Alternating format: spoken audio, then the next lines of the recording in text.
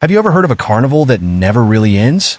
Well, let me tell you about the time my friends and I found one hidden deep in the woods. It was a place that looked like it had been frozen in time, where the laughter of children echoed in the air. But something felt very wrong. The rides creaked and groaned, moving on their own, like they were alive. As we wandered through the colorful tents and dusty attractions, we soon discovered that we weren't just visitors. We had become part of the carnival, and it was hungry for our souls. I want you to join me on this haunting journey. As you listen, I invite you to subscribe and share where you're tuning in from. Let's uncover the secrets of this eerie place together. Just remember, once you step into the carnival, there's no turning back. Are you ready? Let's dive into the story. The sun was beginning to set when my friends and I decided to explore the woods behind our neighborhood. We had heard stories about an old carnival that had been abandoned for years, and curiosity got the better of us. As we walked deeper into the trees, the air grew cooler, and a strange silence surrounded us. It felt like the woods were holding their breath. Suddenly, we stumbled upon a clearing, and there it was, the carnival. Bright colors faded and peeling paint decorated the rides that stood still, but the Ferris wheel loomed tall against the darkening sky. It looked like it had been waiting for us. I felt a chill run down my spine, but my friends were already running toward the entrance, giggling and daring each other to go inside. I hesitated for a moment, feeling a pull to turn back, but I didn't want to seem scared. So, I followed them. As we stepped through the rusty gates, the world around us changed. The air was thick with the scent of popcorn and cotton candy, even though there was no one there to sell it. The laughter of children echoed faintly, sending shivers down my spine. I glanced at my friends, who were already racing toward the carousel, its painted horses frozen mid-gallop. I felt uneasy, but they looked so excited that I couldn't help but join them. The carousel began to spin slowly, creaking as if it hadn't been used in ages. We climbed onto the horses, and I chose a white one with a cracked saddle. As we rode, I noticed that the music playing was a haunting melody, unlike anything I had ever heard. It echoed through the air, wrapping around us like a blanket, making me feel both comforted and terrified. When the ride came to a stop, I looked around and my friends were laughing, but something felt off. The laughter didn't sound real.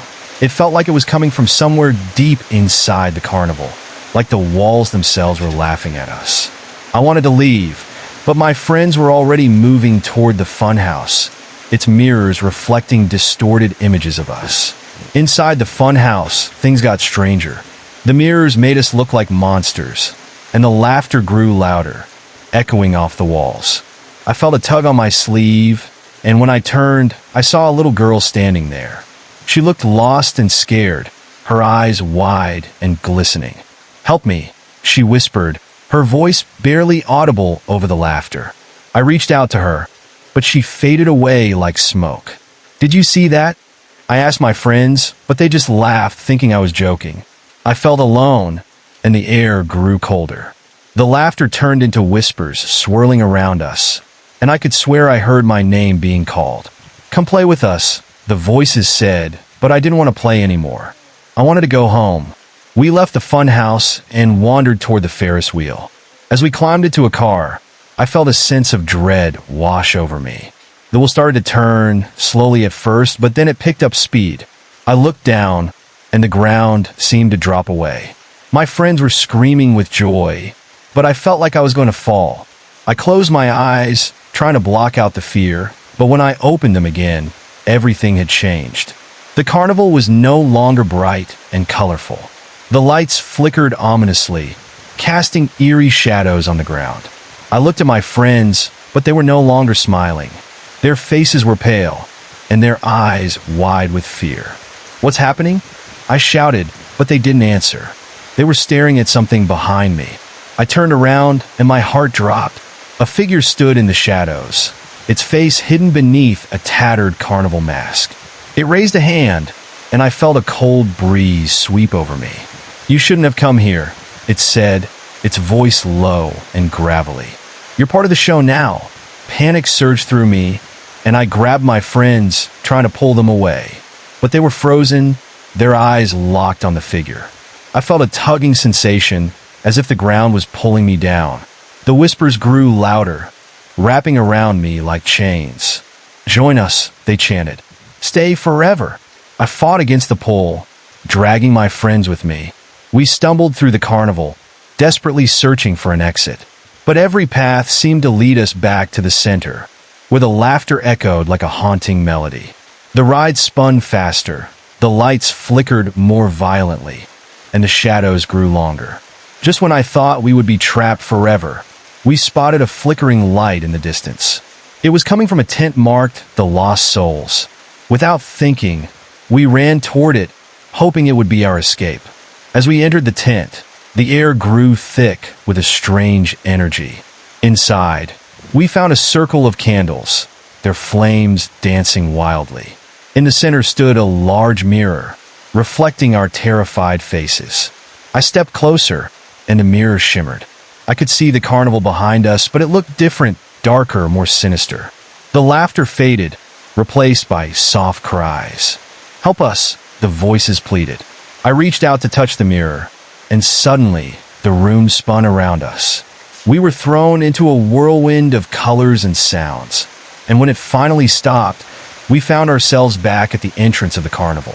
The gates were wide open, but the laughter still echoed behind us. My friends looked at me, their expressions a mix of relief and fear. "We need to get out of here," I said urgently. We turned to run, but as we did, I felt a cold hand grip my shoulder. I looked back, and the figure with the mask was standing right behind me, its eyes glowing like embers. "You can't leave," it hissed. "You belong to the carnival now." With a surge of adrenaline, I broke free and sprinted toward the exit, my friends close behind. The laughter turned into screams, and the ground shook beneath our feet. We burst through the gates, and as we did, the carnival began to collapse behind us, the rides crumbling into dust. We ran until we were far away, not daring to look back. The carnival was gone, but the echoes of laughter and whispers lingered in my mind. I never spoke of that day to anyone, but I could still hear the voices calling out, reminding me that we had escaped, but only just. As I sit here telling you this story, I can't shake the feeling that the carnival is still out there, waiting for its next visitors. So, if you ever find yourself wandering in the woods and hear laughter in the distance, remember my story. You might just become the main attraction. I never spoke of that day to anyone, but I could still hear the voices calling out, reminding me that we had escaped, but only just. Even after we ran away, I couldn't shake the nightmare from my mind. My friends and I avoided that part of the woods, but a strange pull kept bringing me back. Days turned into weeks, and although I acted like everything was fine, every time the wind rustled the trees, it sounded like whispers, and every shadow felt like it was watching me. I tried to stay strong, but deep down, I was haunted by what had happened at the carnival. One night, long after our visit, I woke up to a sound. It was faint at first, like the distant chime of carnival bells. I sat up in bed, my heart racing, and listened. It was there again, a soft melody weaving through the darkness of my room. Fear crawled up my spine as I remembered the music from the carnival, the haunting tune that seemed to draw me in. My room was dim, lit only by the moonlight streaming through the window, casting eerie shapes on the walls, and I was terrified to move. I pulled the blankets closer, trying to block out the sound, but it grew louder, more insistent. I glanced at my clock. It was just after midnight. I wanted to ignore it, to pretend it was just my imagination, but something made me get out of bed. I tiptoed to the window, my heart hammering in my chest. Outside, the air was still, and the trees stood silently. It felt like the world was holding its breath, waiting for something to happen. And then I saw it, a flickering light deep in the woods where the carnival had been. Suddenly, memories flooded my mind. The rides, the laughter, the feeling of being trapped. I felt an overwhelming urge to go back, like the carnival was calling me, inviting me to return. I tried to fight it, but with each heartbeat, the pull grew stronger. Before I knew it, I was slipping on my shoes and grabbing a flashlight. I had to see what was happening. It was reckless, but it felt like I had no choice. As I stepped outside, A cold breeze wrapped around me. The light flickered in the distance, a beacon in the dark. My heart raced as I walked into the woods, branches snapping under my feet. The deeper I went, the thicker the trees became, swallowing the moonlight and casting shadows that danced around me. The soft melody hung in the air, weaving through the trees like a ghostly thread. When I reached the clearing, my breath caught in my throat. The carnival was back. It loomed before me, vibrant and alive, as if it had never been abandoned. The Ferris wheel spun slowly, its bright lights twinkling in the night, and the air filled with the scent of popcorn. Everything looked so inviting, so familiar, but I remembered the horror that lurked behind the smiles and laughter. I stood frozen, waiting for something to happen. My heart pounded in my ears as I shined my flashlight around. The ground felt alive beneath my feet, pulsing with energy. Suddenly, a shrill laugh broke the silence, slicing through the night like a knife. I turned my light towards the sound, shining it on a twisted figure standing just beyond the entrance, dressed in a clown costume that looked worn and tattered. Its face was painted in a grotesque smile, but its eyes were dark voids, empty and hungry. "Welcome back," the clown cackled, its voice echoing around me. "We've been waiting for you." Panic surged through me, and I stumbled backward, but my feet felt heavy, as though the ground wanted to hold me in place. My mind raced. How could this be happening again? With one swift motion, the clown pointed towards the entrance of the carnival. "Don't be shy. The show is about to begin." It stepped closer, and I could see that its hands were not human. Twisted fingers clawed like a beast. My instincts screamed at me to run, but I felt paralyzed, trapped in the silent horror of the moment. The beautiful carnival lights now felt like a warning, a trap set for unsuspecting souls like mine. Just as I turned to flee, the air around me thickened, and more figures emerged from the shadows. Ghostly carnival workers with hollow cheeks and sunken eyes. They moved in unison, their hands reaching out for me. "Join us," they echoed. "You didn't think you could leave so easily, did you?" I forced myself to break away, sprinting toward the edge of the clearing. My heart pounded as I ran, but the laughter followed me, echoing louder with every step. The ground shook beneath me, and the trees seemed to reach out with skeletal branches, trying to pull me back. I glimpsed the carnival rides spinning wildly, their music blaring in a chaotic crescendo that threatened to drown out my thoughts. The maze of attractions loomed behind me, and I noticed that some of the rides were not just empty shells.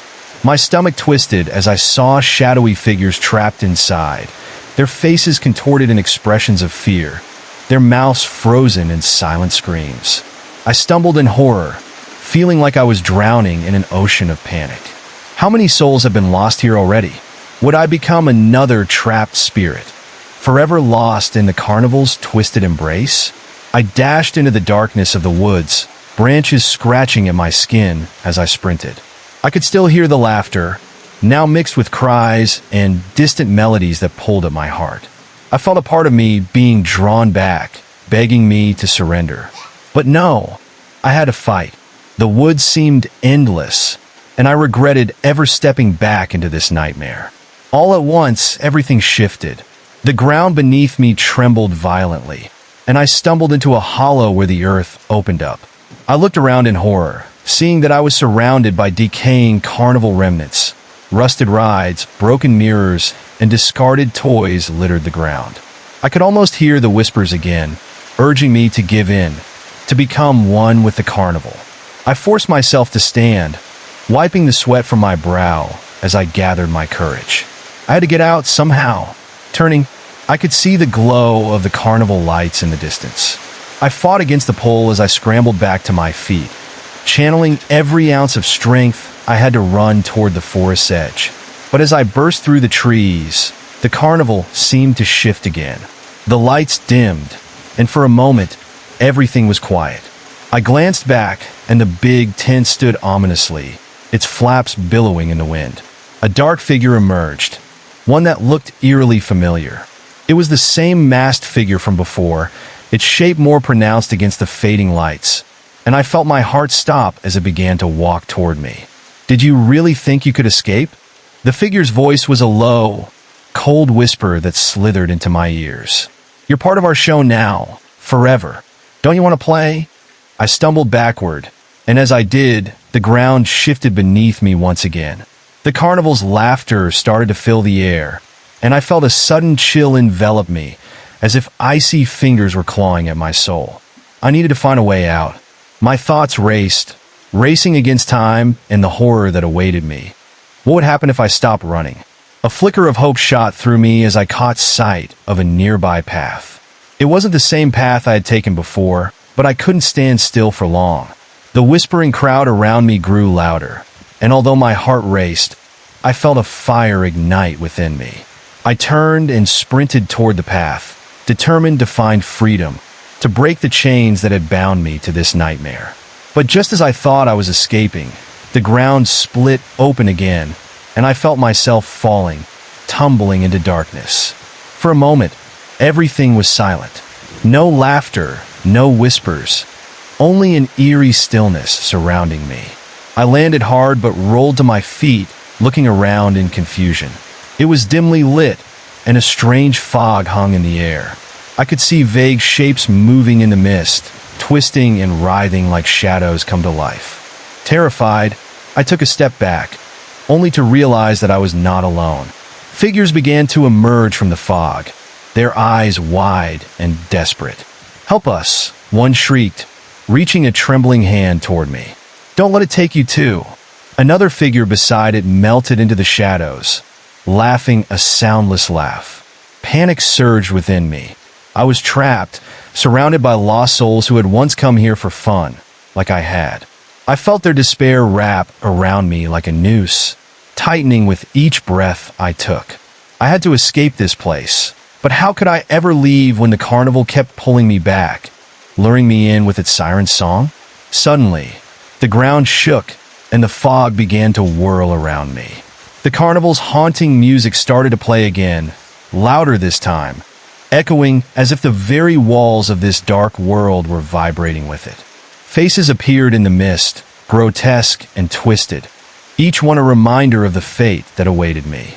I was surrounded by them all, souls trapped in this limbo, forever yearning for escape, but unable to break free. I mustered every ounce of strength I had left and ran through the swirling fog, pushing past the figures that were reaching for me. I could feel the cold breath of the carnival on my skin, whispering promises of joy and laughter. But I knew the truth. It was a facade hiding something sinister beneath. I couldn't be like them, lost and wandering in this dark carnival forever. With every step, the fog thickened, swallowing the light and leaving me in a pitch-black maze where the echoes of the carnival seemed to follow. As the figures faded into the shadows behind me, I heard a chilling laughter that sent shivers down my spine. "You can't escape the show, dear." My heart raced as I dashed forward, desperate to find something, anything that would lead me to freedom. Suddenly, I burst into a clearing filled with carnival games, a twisted version of the fun I once knew. The prizes hung low, shiny stuffed animals that seemed almost alive, their glassy eyes watching me, judging me. One of the game booths caught my attention, a sign hanging crookedly above it that read, "Ring Toss." Frantically, I searched for a way out, but found only a worn-out ring sitting atop one of the balls. It looked like an invitation, beckoning me closer. As much as I wanted to run, something inside urged me to approach. When I reached for the ring, I noticed something inside the booth, a small mirror that seemed to pulse with an eerie light. Against my better judgment, I picked up the ring and tossed it toward the bottles lined up behind the counter. It missed every time. Each clink of the ring hitting the bottles echoed mockingly in the silence of the carnival. I felt the weight of eyes on me, and the laughter began again, haunting, relentless. They were all watching, waiting for me to fail. Sweat dripped down my forehead as I took a deep breath and prepared for one last throw. I focused all my energy on this act, hoping it might be the key to my escape. I tossed the ring again, feeling it leave my fingertips and wishing with all my heart that it would land true. But just as it settled around one of the bottles, the ground shook violently. The booths and rides around me quaked, and a loud, rumbling voice boomed from the sky. "You are not meant to leave," it thundered, and the world began to spin. I fell to my knees, terrified, the laughter surrounding me louder than ever. I braced myself for what I thought would come next. Would I be swallowed by the carnival? Would I become just another soul trapped in its web? My heart raced as the ground gave way beneath me, and I felt myself plummeting once more into the darkness, the laughter fading into screams. But instead of the emptiness I expected, I found myself in a new place. It was sitting at the edge of the carnival, away from the bright chaos, an eerie calm settling over me. In the shadows, I noticed an old ticket booth. Spiders spun webs in every corner, and dust hung in the air, barely visible but very real. I slowly approached it, the once vibrant colors now dulled and fading. The booth stood still, seeming to hold secrets of lost guests and forgotten thrills. I cautiously stepped inside, and the musty smell hit me like a wave, filling my lungs. A flickering light caught my eye, and I turned to find a dusty ledger sitting on the counter. With trembling hands, I opened it, and my breath caught in my throat. The pages were filled with names, each one marked with a date, and next to some were little drawings that looked all too familiar. The rides, the games, the faces of people trapped in the carnival's grasp. I flipped through the pages, each name striking a chord within me, and then I saw it. My name, scribbled in hastily drawn ink, alongside a date from that fateful night. Panic surged in my veins, my hands trembling as I traced the letters with my fingertip. Beneath my name was a chilling sketch of the carnival, but it was different from what I remembered. The rides were twisted, crooked, and broken down, as though they had been abandoned for years. Red markings etched beneath the drawings looked like blood splatters, and I felt the air grow cold around me, moving like a dark storm cloud. A frantic whisper echoed in my mind, warning me to run, but I couldn't tear my eyes from the page. I flipped to the next one, hoping to find a way to break this cursed cycle, a way to escape. But instead of relief, dread filled my heart.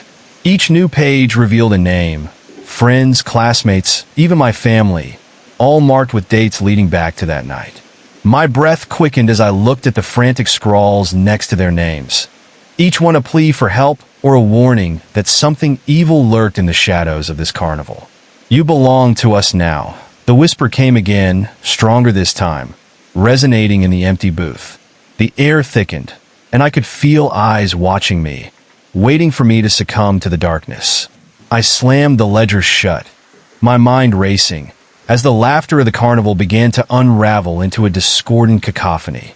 It was no longer sweet or welcoming. Now it had become a mocking roars that echoed my fear. As I backed away from the booth, the shadows twisted around me. I felt them curling in my ankles, snaking up my legs, pulling me deeper into their grasp. I turned and fled, stumbling out of the booth and into the carnival's grasp.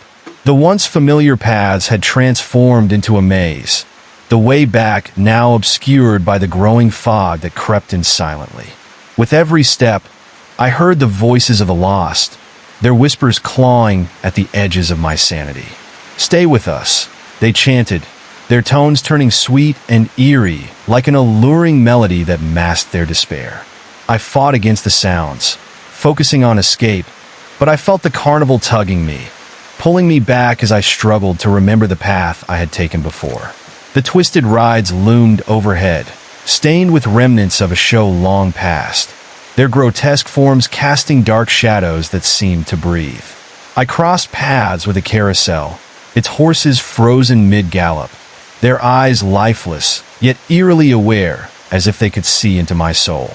I glanced at them, and for a moment, they seemed to shift, their manes floating as if touched by an unseen wind. "Join us," they whispered in unison, "ride with us forever." Chills shot down my spine as I hurried past, not daring to look back.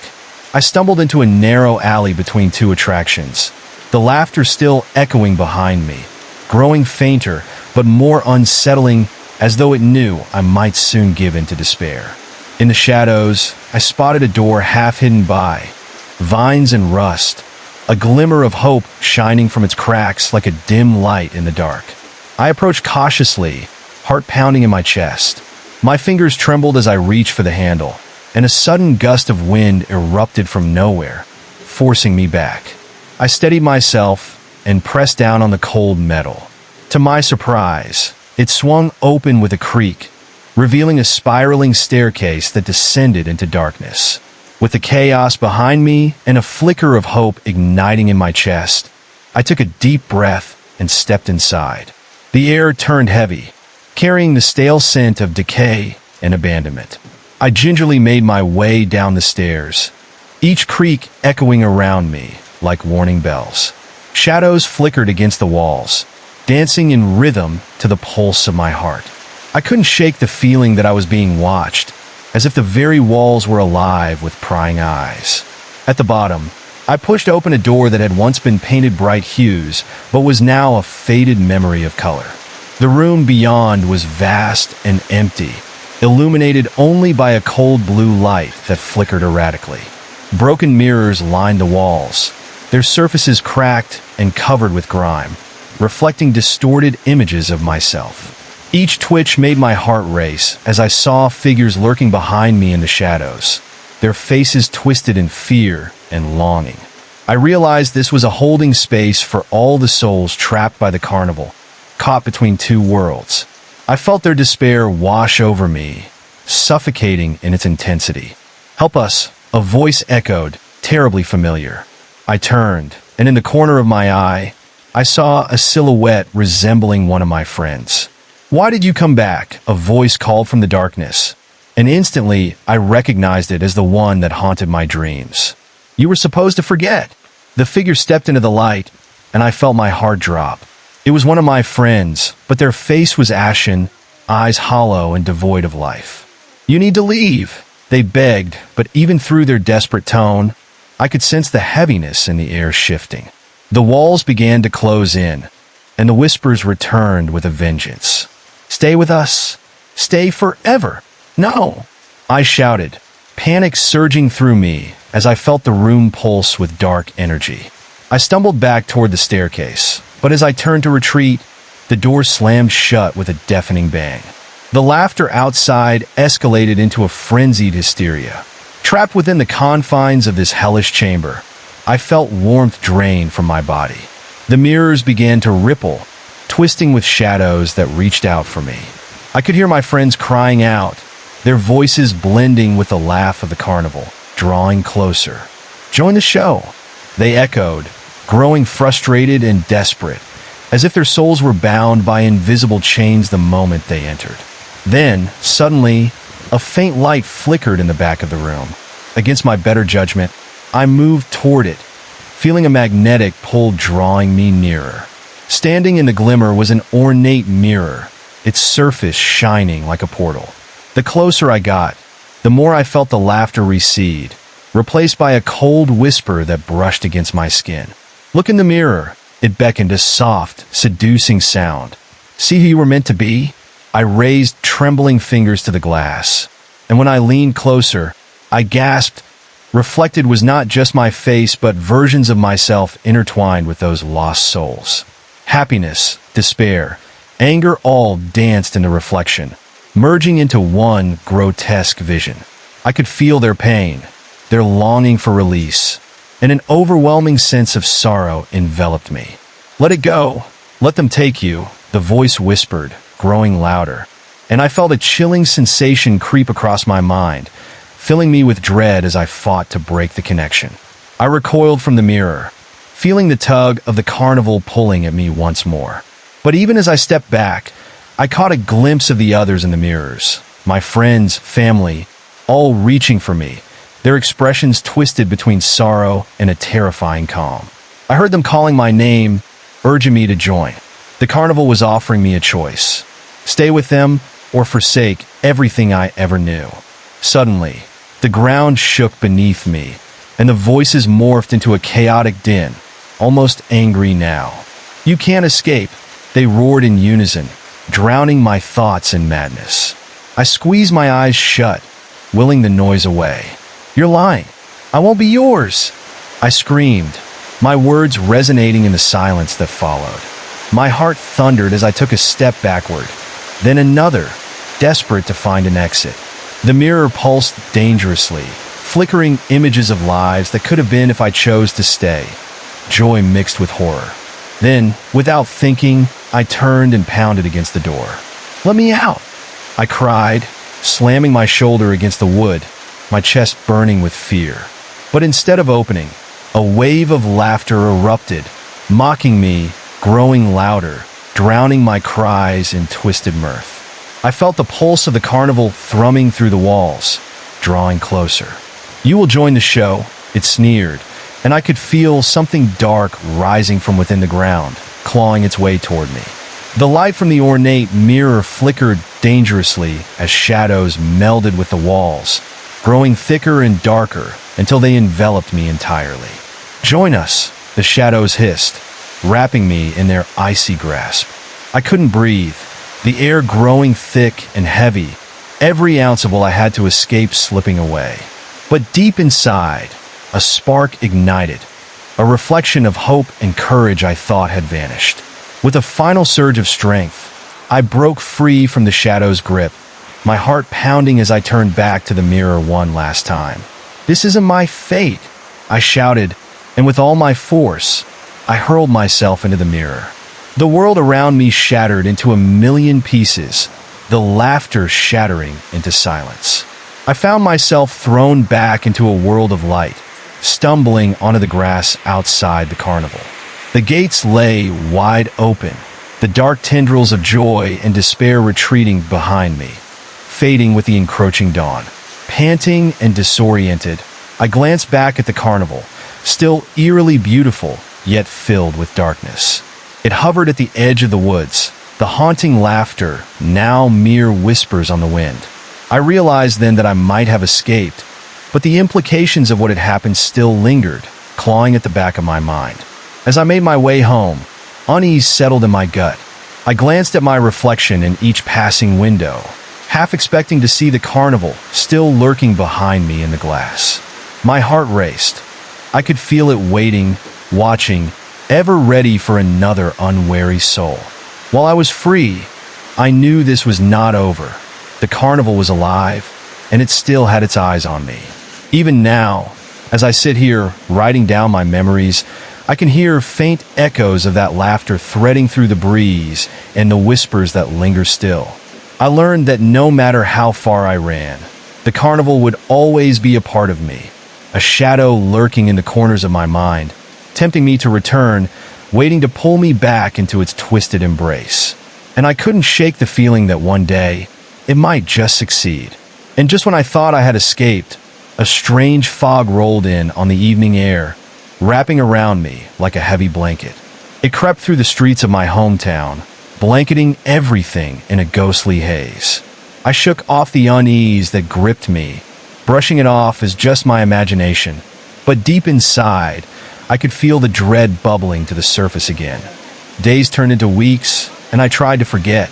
I focused on my studies, spent time with friends, and drowned out the memories by surrounding myself with laughter and bright lights. But sleep eluded me every night. I was haunted by nightmares filled with twisted rides and laughing shadows.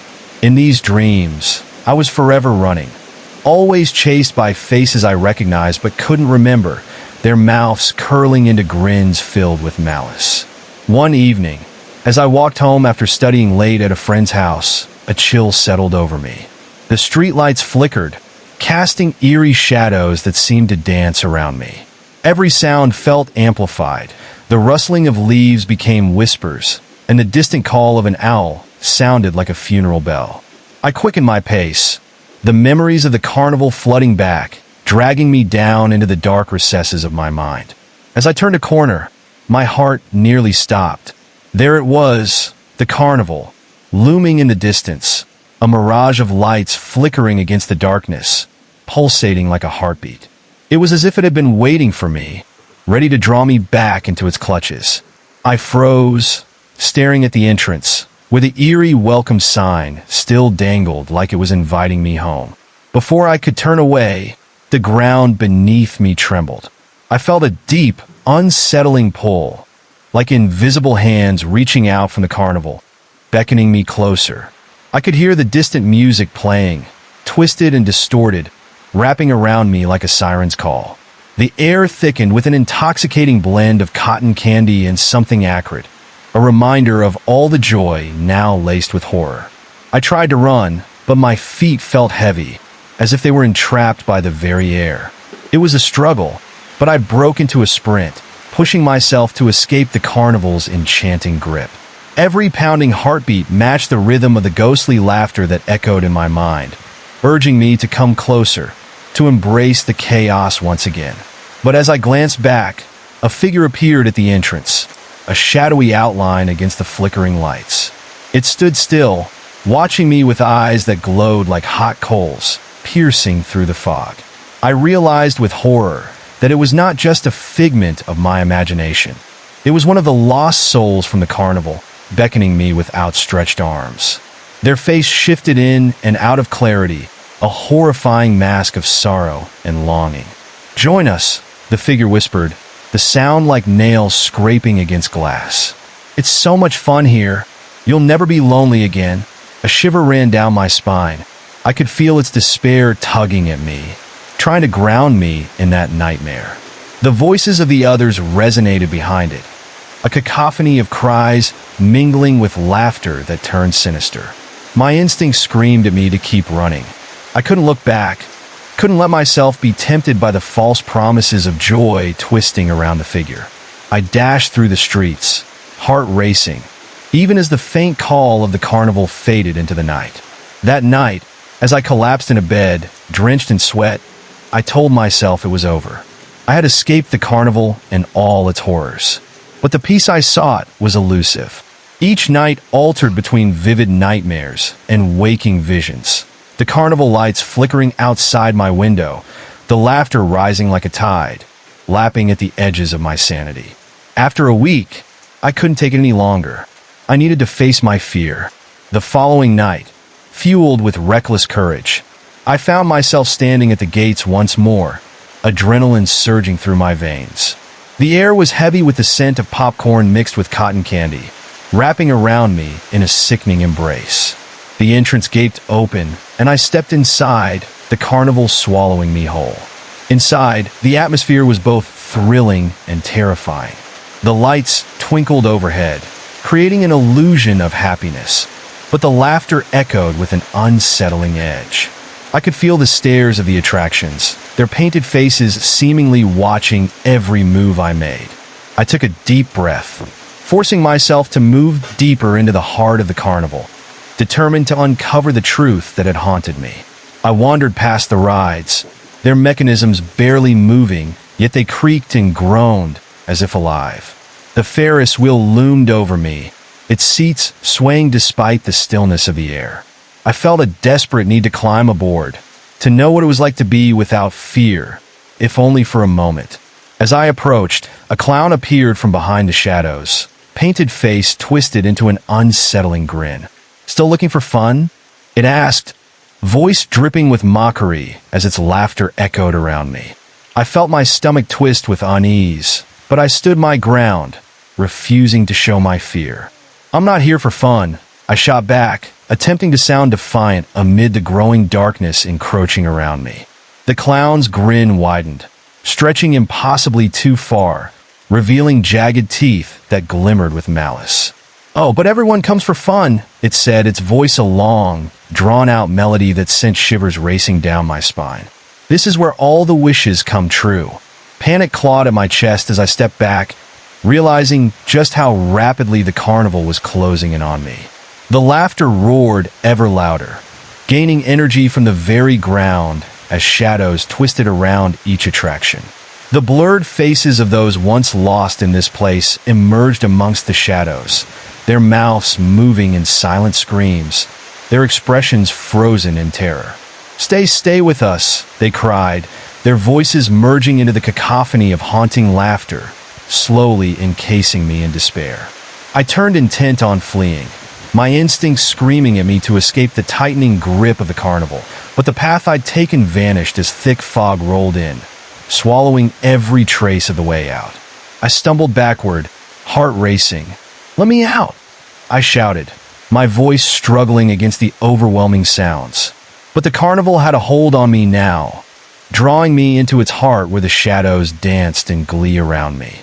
I darted through the chaos, frantic to find some way out of this twisted funhouse of horrors.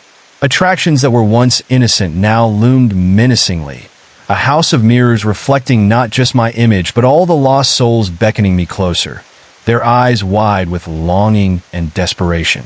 "You belong here," one pleaded, and I felt every ounce of my resolve start to slip.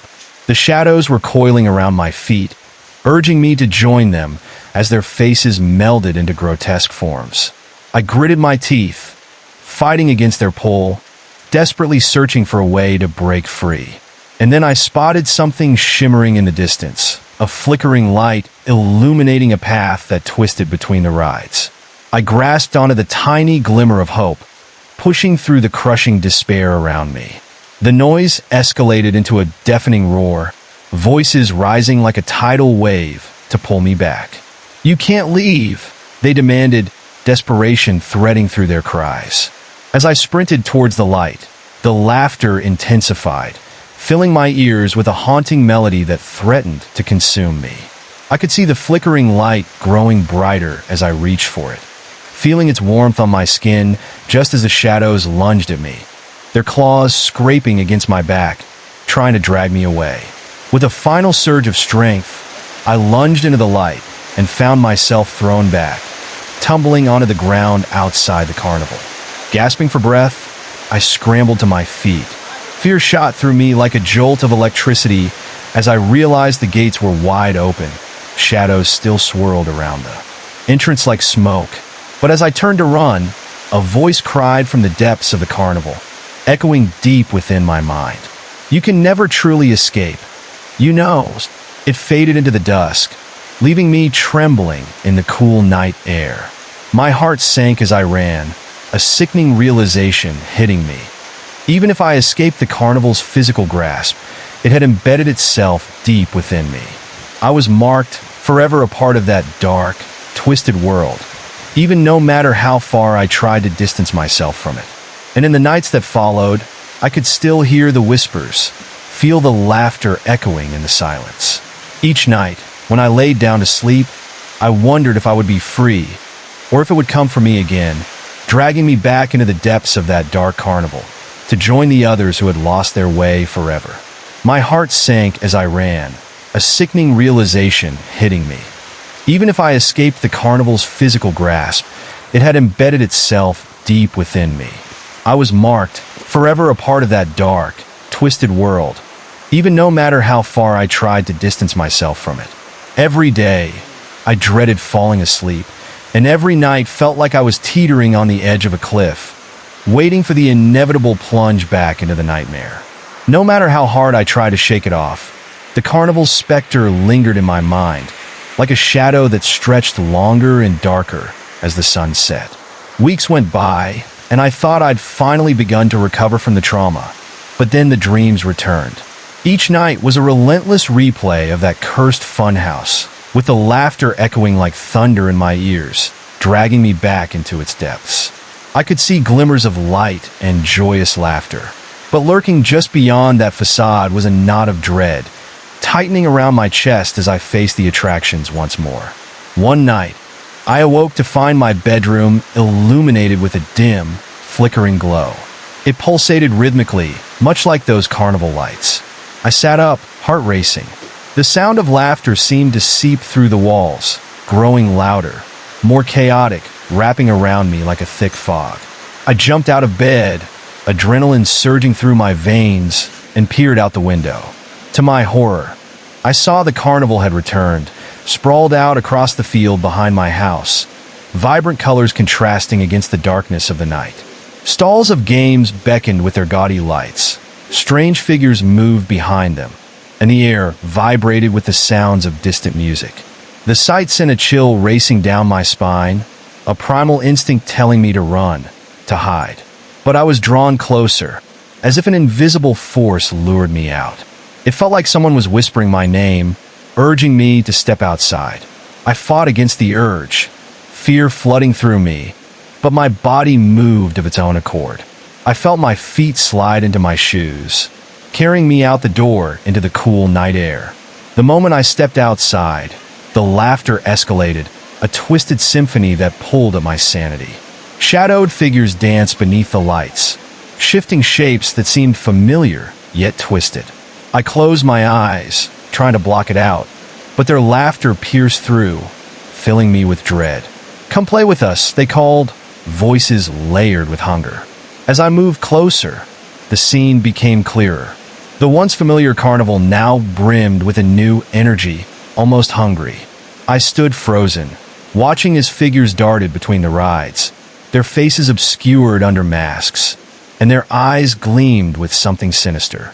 I could feel their gazes on me, evaluating, assessing, waiting for me to make a choice. A few festival goers wandered around, their faces devoid of expression, eyes hollow, as if they were mere puppets controlled by unseen hands. My stomach twisted at the sight. They shambled forward, their movements mechanical and eerie, repeating the same laughter, their mouths stretched into forced smiles. I took a step back, heart pounding in my chest. The ringmaster appeared, clad in a tattered coat, a top hat caked with dust. His eyes sparkled with a chaotic delight as he surveyed the crowd. "Welcome back," he declared, voice smooth yet filling the air with dread. "You've come just in time for the show. The best show ever." He motioned grandly toward the center of the carnival, where a stage had been set up, colorful yet disturbing. My breath caught in my throat as he gestured toward me, that malevolent grin stretching wider. Before I could even think about escaping, a group of masked performers surrounded me, their movements flowing like a macabre dance. They dragged me closer to the stage, all while laughing, a sound so melodic and sinister that it made my skin crawl. I tried to resist, tried to shout, but my voice was swallowed by the cacophony of merriment surrounding me. The carnival was alive, each part of it thrumming with energy, and the more I fought, the tighter their grip became. Just as I thought I might be pulled onto the stage, I whipped my head around to see someone familiar among the audience, my friend Claire. Her expression was flat, her eyes glazed over like all the others. I shouted her name, pleading for her to help me. But she didn't respond, just stared blankly, a puppet caught in the carnival's web. Desperation clawed at my insides, fueling my panic. "Claire!" I screamed, but the noise around me drowned my cries. Suddenly, I felt a sharp pull at my heart, an overwhelming nostalgia for every moment I'd spent here. Every joyful experience twisted into horror. The throne of lost souls flashed in my mind, a reminder of those who had fallen, those who had given in to the attraction of the carnival. Just when I thought I would be consumed by the vibrant chaos, I saw a flash of movement to my left. A doorway stood half-hidden behind a towering game booth. It blinked like a heartbeat, a sliver of sanctuary in the chaos that enveloped me. Without thinking, I broke free from the grip of the dancers, sprinting toward the door with everything I had. The laughter behind me turned into howls of rage as I pushed through the entrance. I stumbled into a narrow corridor that was dimly lit, the air thick with the scent of old popcorn and stale cotton candy. The shadows curled and elongated, whispering secrets as I pressed forward, my heart pounding hard against my chest. Each step echoed, a sound swallowed by the darkness. Yet I could still feel the presence of those carnival spirits chasing me, undeterred by my escape. The air thickened around me. In this narrow passage, my senses heightened, drawing in the distant sounds of the carnival, the maddening laughter blending with the wails of souls still trapped inside. I pressed on, the images of my friends dancing in the corners of my vision. Was I running toward freedom or deeper into the nightmare? My breath came in ragged gasps. Uncertainty bubbled beneath my composure. Suddenly, the corridor opened up into a large room filled with mirrors, an endless maze of reflections. I hesitated at the entrance, the last flicker of hope now overshadowed by dread. Each mirror captured a piece of my vulnerability, twisting it into something grotesque. I could see myself, but also the lost souls, their hollow eyes mirroring my terror. I stepped in, hoping to find a way through this maze. But as I moved deeper, the laughter grew more pronounced, echoing off the walls, enveloping me like a fog. The reflections began to shift, each image showing not just my face, but my fears, my doubts, and my regrets, magnified to horrifying proportions. I felt myself shake, the weight of their gazes heavy on my shoulders. "You can't escape your truth, you know." A voice echoed from the depths of the room. I spun around, seeking the source, but my reflection caught me off guard, eyes wide and pleading for help. It was me, but not me. A version of myself twisted with sorrow and anguish stared back, her lips curling into a smile that sent cold chills racing down my spine. "Stay with us. Join us forever." Mirrored versions of my friends cried out, their bodies flickering between life and something more sinister, shades moving wildly like haunting memories. My chest tightened as their faces morphed, shifting into those from the carnival, the lost souls whose laughter turned to screams. My resolve wavered. I didn't want to face those truths, and every inch I moved only drew the twisted reflections closer, clawing at my mind with dark memories and lost hopes. I could feel their despair seeping into me, a chilling reminder of the horrors I had witnessed. But I remembered Claire, how she had been lost to me in that moment, and I couldn't let myself join the others. With a surge of determination, I broke into a run, shattering through the line of mirrors, the glass exploding in a shower of shards. Shattered pieces of my fears rained around me, but I didn't stop. I ran through the chaos, escaping the haunting visions that clawed at my mind, desperately searching for the exit. As I burst through the final mirror, I found myself back outside the carnival, gasping for air, but this time something felt different. The fog swirled at my feet, and I could hear the carnival's laughter echoing behind me as I raced into the night. The enchanted lights pulsed as if bidding me farewell, but my heart raced, knowing it was not over. That terrible mark still lingered deep within me, and I understood with chilling clarity. The carnival would always be watching, waiting patiently for the moment I would falter and return to its embrace. And as I stumbled into the shadows of the trees, I could still hear the soft whispers of the carnival trailing off into the darkness. It was a promise of what was to come, a reminder that no matter how far I ran, it would always be there, lurking just beneath the surface, waiting for the perfect moment to pull me back into its twisted allure once more. I stumbled into the shadows of the trees, my heart racing, knowing the carnival was still lurking just beyond my vision. It felt like a dark presence was chasing me, its grip tightening with every step I took away from the lights.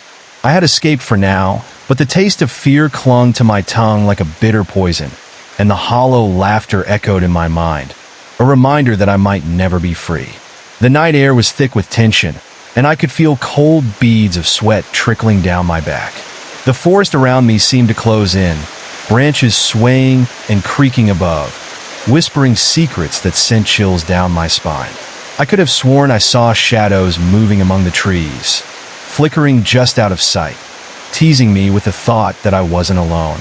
Every rustle, every snap of a twig made me jump, hair standing on end.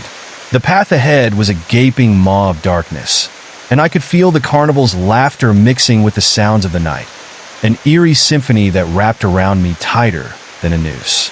I pressed on, convinced that if I reached home, I'd be safe. But safety felt further away with every step, the rhythmic pulse of the carnival still echoing in my ears. Suddenly, a chill swept over me as I caught an indistinct figure flitting between the trees. I froze, staring into the void, heart hammering in my chest. It was fleeting, almost a trick of the light, yet it felt like a presence. I wasn't really alone. "You can't hide from us," a voice hissed from the darkness, rough like gravel and laced with malice, sending a wave of panic through me. I turned to run, my instincts screaming danger, but the path seemed to stretch indefinitely, a never-ending labyrinth that pulled me deeper into the woods. The laughter grew louder, a cacophony that filled my head until it felt like my thoughts were drowning beneath its weight. I went deeper into the trees, desperation clawing at my throat like a sharp hand ready to choke me. Every breath burst from my lips in ragged gasps as my feet pounded against the ground. I stumbled over roots, crashing into branches that seemed to reach out, scratching at my arms, leave the faintest trails of blood glistening in the moonlight. I saw glimpses of the carnival through the gaps in the trees, the lights now flashing erratically, bathed in primal hues of red and blue. Shadows darted along the edges, warped figures mimicking my steps, mocking me with their twisted reflections. I skidded to a halt, breath caught in my throat, feeling as though I was teetering on the edge of an abyss, ready to be swallowed whole by the darkness. I could hear the whispers swell, mingling with the wind, calling my name, luring me back. Just a little longer, they sang. You know you want to come back. I squeezed my eyes shut, shaking my head violently, blocking out the cries. Reality felt fragile, like it could shatter if I focused too hard. I focused instead on moving forward, but every step felt like I was walking through thick mud, the ground pulling me back. There, among the trees, a flicker of bright light captured my attention. I broke through the thicket and found a clearing, a circle where the trees parted to reveal moonlight in stark contrast to the oppressive darkness. I stood there for a moment, panting, letting the brief stillness sink in. But the air felt charged, alive with unseen energy, and beneath the surface, a static hum buzzed in my ears. In the center of the clearing stood a weathered carousel, the paint chipped and faded, horses frozen in mid-gallop. It was beautiful, yet tragic, a grim reminder of the carnival's twisted charm. I could hear the soft sound of music playing, an eerie lullaby that drifted through the air, wrapping around me like a haunting shroud. Despite the context, something about it pulled me closer, a seductive call that tinged my fingertips with a strange heat. With every step toward the carousel, I felt a magnetic pull, as if the gears turned in sync with my heartbeat. I glanced at the horses, their eyes eerily lifelike, full of expressions that seemed to shift between joy and despair. Suddenly, I realized they were staring right at me, their painted eyes glimmering with an unusual intelligence. A moment of clarity broke through my haze of fear. This isn't real, I thought fiercely, willing myself to remember that this was part of the nightmare. I needed to escape, to break the cycle that had begun to pull me back into the carnival's grasp. I turned to run again, but the atmosphere felt different now, heavier, as if the very air was alive with expectation. And then I heard the soft patter of footsteps trailing behind me, light as a whisper, but menacing all the same. I quickened my pace, not daring to look back. My mind raced with images of those lost, trapped souls, each one a reminder of what awaited if I lingered too long. Anxiety surged as I spotted an opening on the far side of the clearing, a narrow passage that led deeper into the forest, away from the carnival's enchanting pull.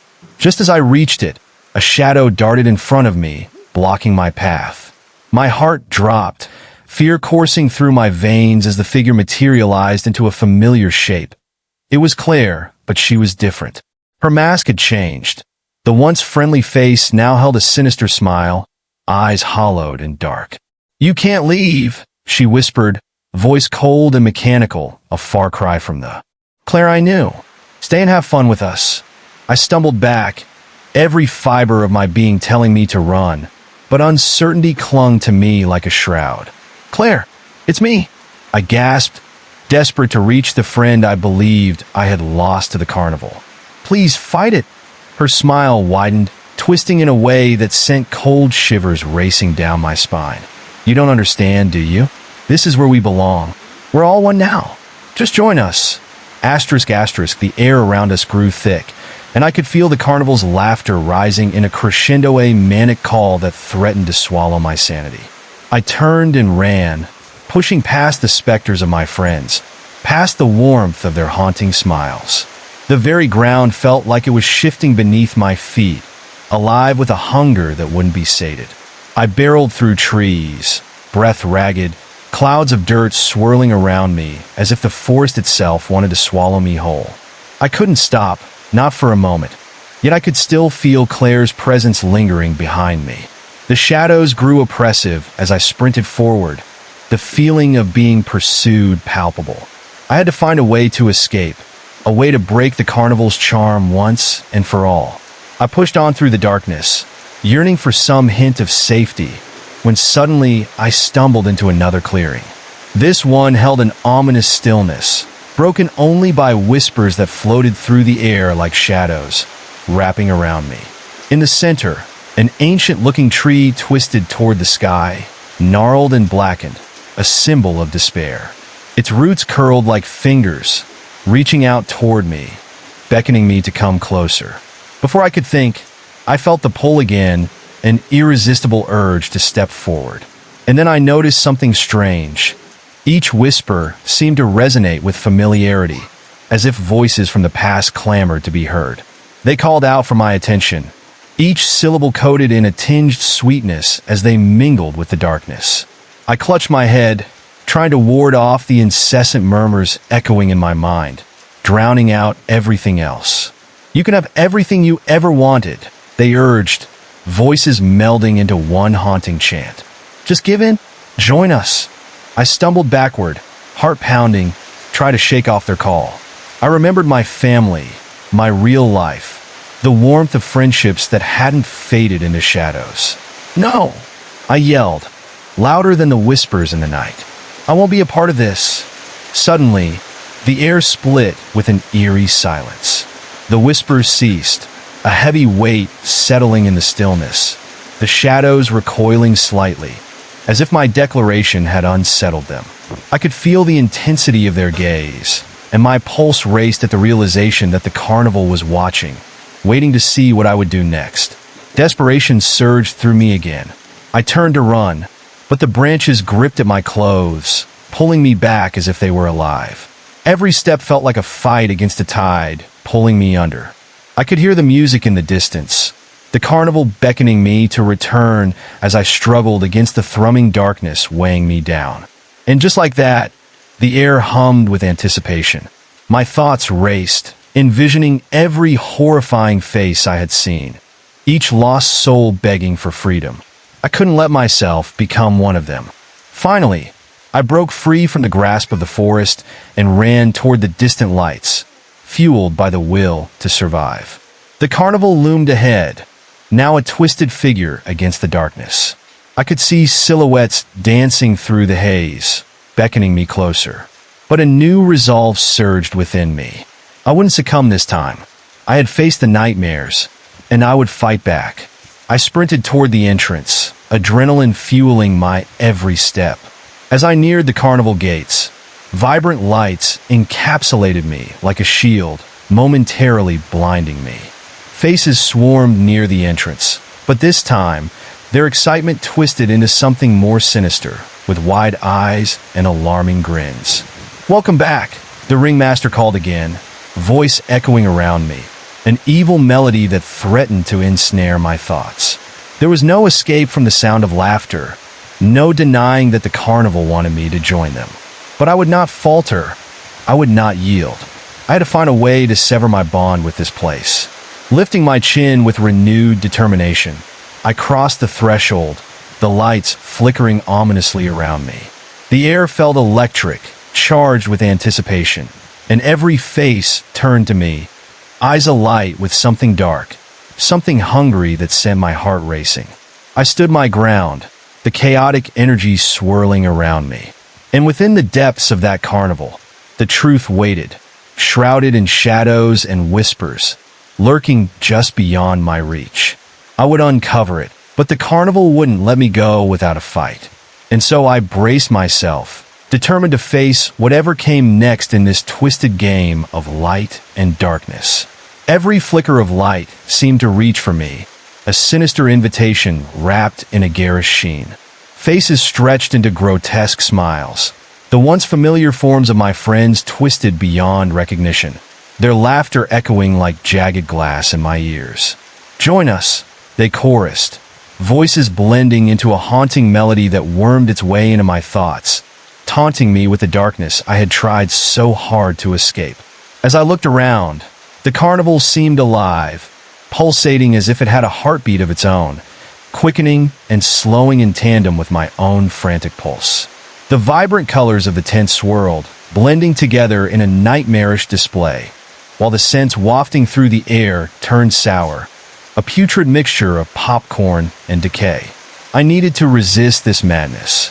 I took a step back, searching for an exit, my eyes darting across the chaotic scene.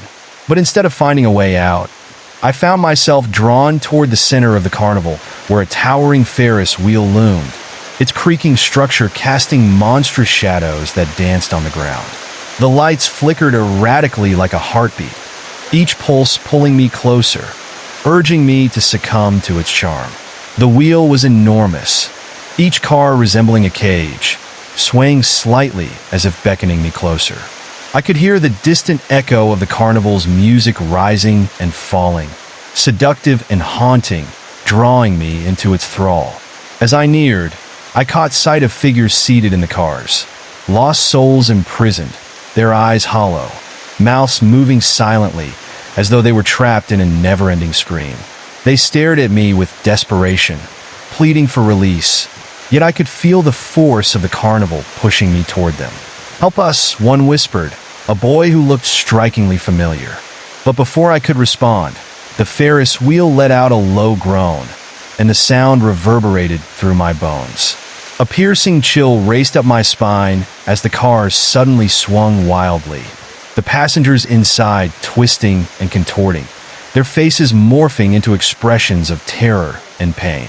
The wheel spun faster and faster, blurring the world around me into swirls of color and fear. I turned to run, heart pounding like a drum, but the ground beneath me felt alive, a shifting mass pulling me back toward the wheel. I struggled against it, but it was like wading through thick mud. Panic surged as I realized I couldn't keep running. I felt trapped in this cruel game, an unwilling player in a carnival designed to break spirits. "Stay with us," echoed around me again, the voices shrill, an unnatural harmony that sent violent shivers coursing through me. I could feel the shadows edging closer, creeping in at the periphery of my vision. I spun around, frantic to find something, anything that could grant me a moment of clarity. There had to be a way out, some hidden escape from this madness. To my left, a tent flapped violently in the wind. It appeared worn, with faded stripes and tattered edges. Something about it felt different, almost like a forgotten memory of safety. I made an instinctive choice to head toward it. As I approached, the entrance gaped open like a mouth, inviting yet foreboding. The vibrant colors that had described the carnival now dulled as I stepped inside, replaced by a heavy darkness that pressed against my skin. The air in the tent was thick with dust and an unsettling stillness, the kind that settles in the corners of forgotten places. I squinted, adjusting to the dim light that barely illuminated the interior. In front of me, I saw an array of strange props scattered across the floor. Clown shoes that seemed impossibly large, fragmented mirrors, and disheveled costumes hanging limply on rusty hooks. A musty smell wrapped around me, an oppressive weight that made my skin crawl. But what caught my attention the most was a figure seated at a small table in the center, cloaked in shadows. A faint glimmer of light flickered from a single bulb above, illuminating a figure hunched over an assortment of cards. I approached hesitantly, my instincts screaming at me to turn back. "Welcome, Seeker," the figure said, voice raspy and smooth like crushed velvet. I peered closer, and my breath hitched. It was a woman, face gaunt with sunken eyes that seemed to pierce through me. Her fingers danced over the cards, each one adorned with symbols that glowed faintly. "I can show you the truth about this place," she continued, smiling with an unsettling calmness. "All you have to do is choose." With a sweeping gesture, she revealed the cards, each one offering a glimpse of unearthly visions. Spirits trapped in the endless loop of carnival rides, twisted laughter echoing through the ether, and gnarled trees dripping with sorrow. "What do you want?" I managed to choke out, my voice shaky. "What do you mean?" "You're not the first to wander in here," she replied, her eyes narrowing. "So many souls have come seeking freedom, and yet they fall deeper into the trap." She leaned closer, voice dropping to a whisper. Are you willing to understand what the carnival really is? Or will you let it consume you like the others? Her words curled around my heart, squeezing tightly. I felt the weight of the past pressing against me, memories of joy and loss, and a deep desire to know the truth about this dark domain. But the shadows lurking just outside the tent seemed to whisper warnings, voices mingling with fear that begged me to flee. What happens if I choose? I asked, my curiosity and dread battling within me. It's a dance with destiny, she said, fingers brushing the edge of a card. You will either break the chains holding you here, or bind yourself to the carnival forever. The intensity of her gaze left me breathless, the allure of revelation dancing like fireflies at twilight, pulling me closer. Without thinking, I steeled myself and reached for the nearest card. The moment my fingers touched its surface, an electric jolt crashed through me. Images flooded my mind, visions of laughter turning to screams, of laughter being swallowed by darkness. My heart raced as a surge of energy coursed through the tent. The shadows thickened outside, shadows that shifted restlessly, witnessing the unfolding of destinies. I was swept away in a wave of sensations, flashes of memories that weren't my own, echoes of laughter entwining with the screams. I staggered back, the cards slipping from my fingers as I realized the truth. It was a trap designed to ensnare, drawing me deeper into despair. With a surge of defiance, I tore myself away and raced toward the exit, eyes wide with panic. But as I reached the flap, a painful grip tightened around my wrist, dragging me back. I spun around to see the woman, her expression warped with fury, features twisting in the flickering light. You cannot escape your fate, she hissed, voice now shrill, like a banshee wailing in a storm. The shadows behind her twisted and writhed, forming a chaotic mass that threatened to envelop me entirely. No, let me go, I cried, struggling against her grip. The shadows swarmed forward, and I felt the coldness seep into my bones, tendrils of darkness curling around my legs, pulling me toward that cursed fortune. With sheer desperation, I wrenched my arm free, heart hammering fiercely as I burst through the tent entrance once again. I sprinted into the chaotic carnival, the laughter and music now a maddening roar that echoed all around. But something had shifted. The once vibrant colors faded to shades of gray, the joyous faces twisted into masks of despair. I felt as if I had entered a nightmare from which I might never wake. The Ferris wheel continued its ominous creaking, each sound seeming to laugh at my attempts to escape. I ran, dodging among the grotesque figures that danced around me, their movements erratic and disjointed, each one snapping their heads in my direction with vacant, predatory glee. You have to join us, they called, reaching out with skeletal fingers, trying to catch me in their frantic mirth. I ducked and weaved, spurred on by a primal urge to survive, but I could feel the shadows closing in again. I darted away from the crowd, my mind racing as I searched for an escape route. Then I spotted a darkened alley between two food stands. It seemed like a small opening, a chance to escape the madness. Without hesitation, I plunged into the narrow space. The laughter faded behind me, a haunting echo swallowed by the oppressive shadows. But what awaited me was worse than I had anticipated. The alley opened into a small, dimly lit courtyard lined with cracked stone walls, each surface covered in shifting shadows. Dim lights barely illuminated the area, casting long, twisted silhouettes that danced and flickered like ghosts taunting me from the edges. I could feel their eyes upon me, the weight of the lost souls pressing against my back with every breath I took. In the center of the courtyard stood an old well, its mouth black and yawning ominously. I glimpsed something moving within the depths, undulating like a living creature. A shiver rolled down my spine as I approached, compelled to look closer. The shadows around the well coiled, as if eager to pull me closer to the abyss. You'll find the truth down there, a voice whispered, soft and haunting, seemingly coming from the well itself. All the answers to your questions lie below. My heart raced as the air grew heavier with every word, suffocating my resolve. I stepped closer, drawn to the darkness. But beware, the truth comes at a price. In that moment, I understood the weight of that price. The souls, the laughter, and the madness. They all drew strength from despair, and I could feel that desperate pull washing over me. I hesitated, the shadows pressing harder, whispering promises of freedom and belonging. But the faces of my friends haunted my thoughts, begging me not to fall into that dark fate. With a sudden spark of clarity, I straightened, forcing myself to step back. "No!" I shouted, my voice echoing through the courtyard. "I won't submit to this." The shadows wailed in protest, and the courtyard trembled, the well rumbling as if alive. The air stirred violently, and I turned to flee just as the darkness surged toward me, howling in anger. I sprinted through the alley again, adrenaline pumping through my veins. I could only hope the carnival had not sealed off my escape. I burst back into the open, but everything around me seemed to shift, the layout of the carnival, now a jumbled, chaotic maze. The once familiar paths twisted into unfamiliar directions, stalls morphing into monstrous shapes.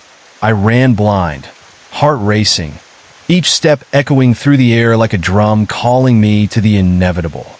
Suddenly, I caught sight of the ringmaster standing before me, his presence a looming shadow, face obscured within a top hat, grinning with that twisted, knowing smirk. "You can't run from what you are," he bellowed, voice booming with the weight of countless souls. The laughter surged around me, drowning out all thoughts, spinning into a cyclone of sound and light. "You belong to us," echoed every hue of twisted delight.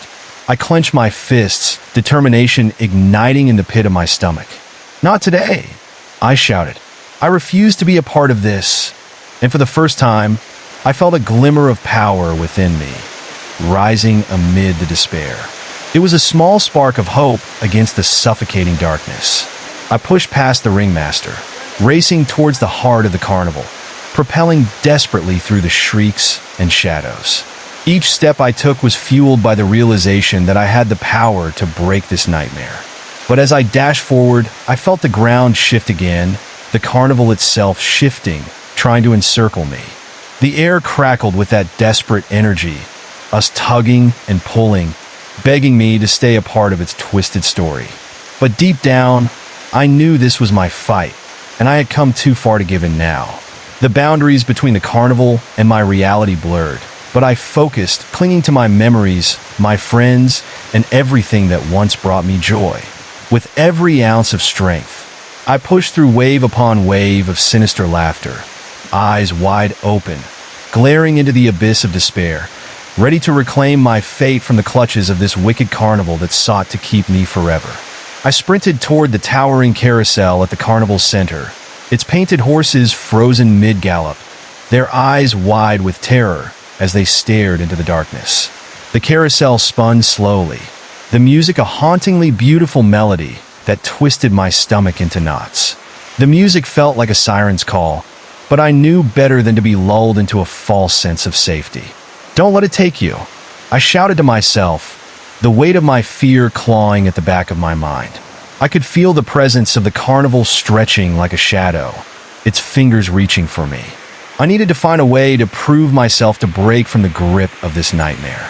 Around me, the air thickened, the light growing dimmer as the carousel continued to spin, blurring the edges of reality. Suddenly, the horses began to move, their heads turning toward me, their manes whipping in an unseen wind.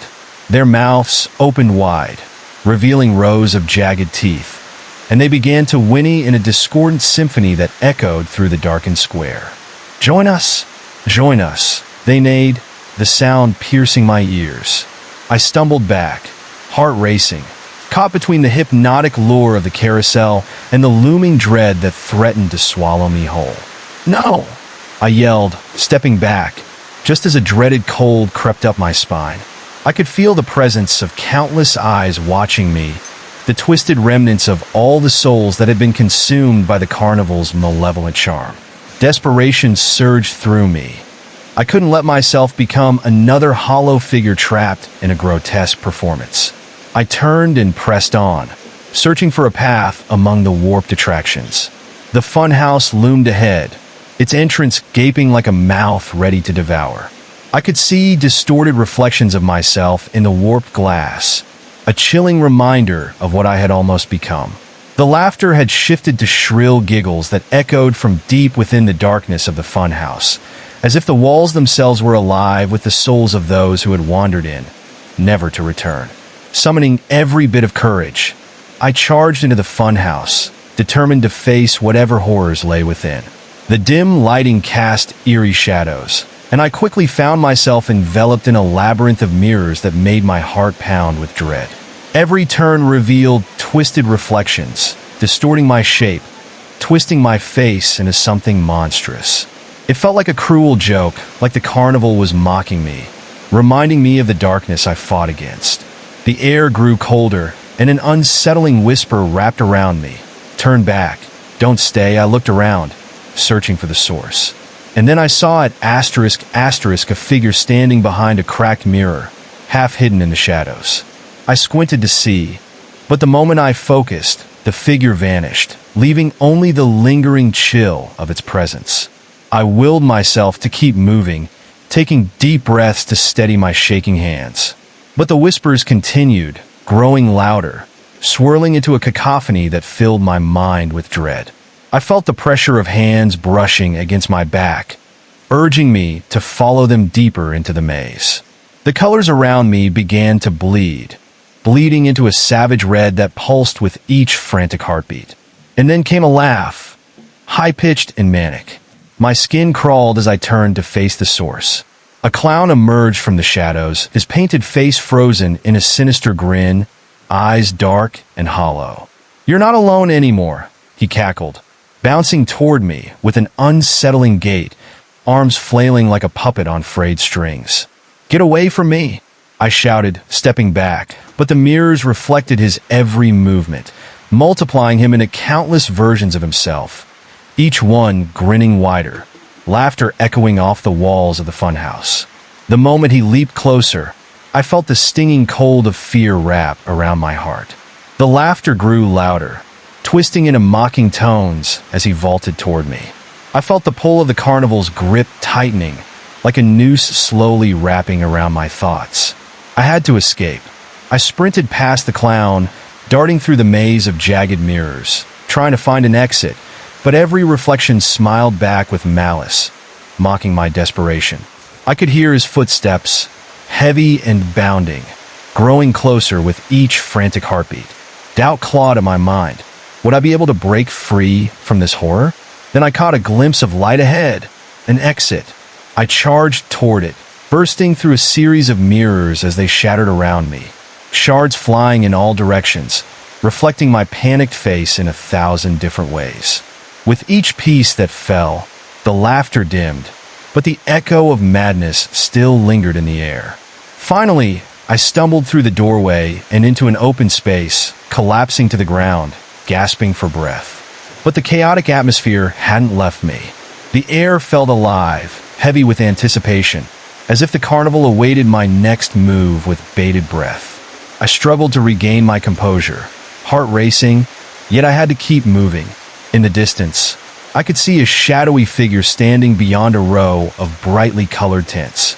I could feel a pull toward it, like a thread connecting us, and I knew I had to confront whatever awaited me if I was ever to truly escape this nightmare.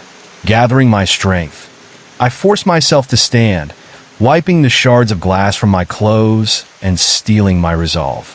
"What do you want from me?" I shouted, voice ringing out against the encroaching darkness. The figure shifted, revealing a dark silhouette with a haunting presence. As I drew closer, the world around me felt like it was bending and warping. The figure slowly stepped into the light, revealing a face similar yet twisted. My own face, warped with sorrow and despair, eyes gleaming with an otherworldly light.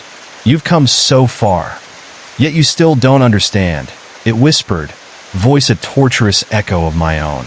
"The carnival doesn't just feed on fear, it thrives on your essence. You belong to it. A rush of horror ignited within me. No, I won't become a part of this nightmare, I yelled, stepping back, but the shadowy version of myself moved closer, extending a hand with a twisted grin. The more you resist, the stronger it becomes. You can't fight what is already within you. A chilling understanding washed over me, the echoes of my own fears resonating through every cell in my body. I could feel the familiar pull of darkness beckoning me, trying to erase my memories, to erase who I was. But it was my life, my memories, my story, and I wouldn't let it be snatched away. Clenching my fists, I pushed against that oppressive energy that threatened to consume me. I am stronger than this, I shouted, feeling the courage surge within me. With that thought, I tore away from my shadowy self and ran toward the rows of tents. I could feel the air crackling with the electricity of magic and despair behind me. I had to escape. I had to destroy this darkness or perish trying. As I sprinted through the carnival, the lights flickered, some brightened, some dimmed, pulsing with an urgency I didn't understand. The laughter and screams blended together, creating a nauseating symphony that swirled around me. Each step felt like a battle, and I focused on finding a way to reclaim my freedom once and for all. Ahead, I spotted the portal of light again, pulsing like a heartbeat, nestled between two colossal tents. It was the beacon I needed, a way back to the world I had lost. But as I neared, I felt a shadow rise from the darkness to block my passage, the ringmaster reappearing, his figure towering and threatening, eyes glinting with malevolence. "Going somewhere?" he said, a sinister smile creeping across his features. "You think you could just walk away? This is your fate." I stood my ground, adrenaline trembling through my body. "No, I'm not a part of your show. I refuse to be another lost soul." My voice resonated with a strength I didn't know I had, and for a fleeting moment, I thought I saw hesitation in his hollow eyes. With renewed determination, I rushed past him, launching myself toward the light that beckoned me. A rush of wind exploded from the portal, and as I crossed the threshold, I felt the carnival trembling behind me, echoing with furious laughter, the shadows swirling in a chaotic dance of rage. But I wasn't done yet. I had to find a way to tear the carnival down, to release all those trapped inside, to end its reign of terror once and for all. As I stepped through the portal, a fresh surge of energy enveloped me. I closed my eyes, feeling my essence pulse with light. I would face whatever awaited me and fight for the souls that had been consumed in this place. With every fiber of my being, I vowed I wouldn't stop until the grip of the carnival had been severed forever. The darkness would not claim me. It would not claim any of us. And I would uncover the truth hidden beneath the masks of laughter and despair. As I stepped through the portal, a fresh surge of energy enveloped me. I closed my eyes, feeling my essence pulse with light. I would face whatever awaited me and fight for the souls that had been consumed in this place. With every fiber of my being, I vowed I wouldn't stop until the grip of the carnival had been severed forever. But when I opened my eyes, I wasn't met with the expected comfort of home.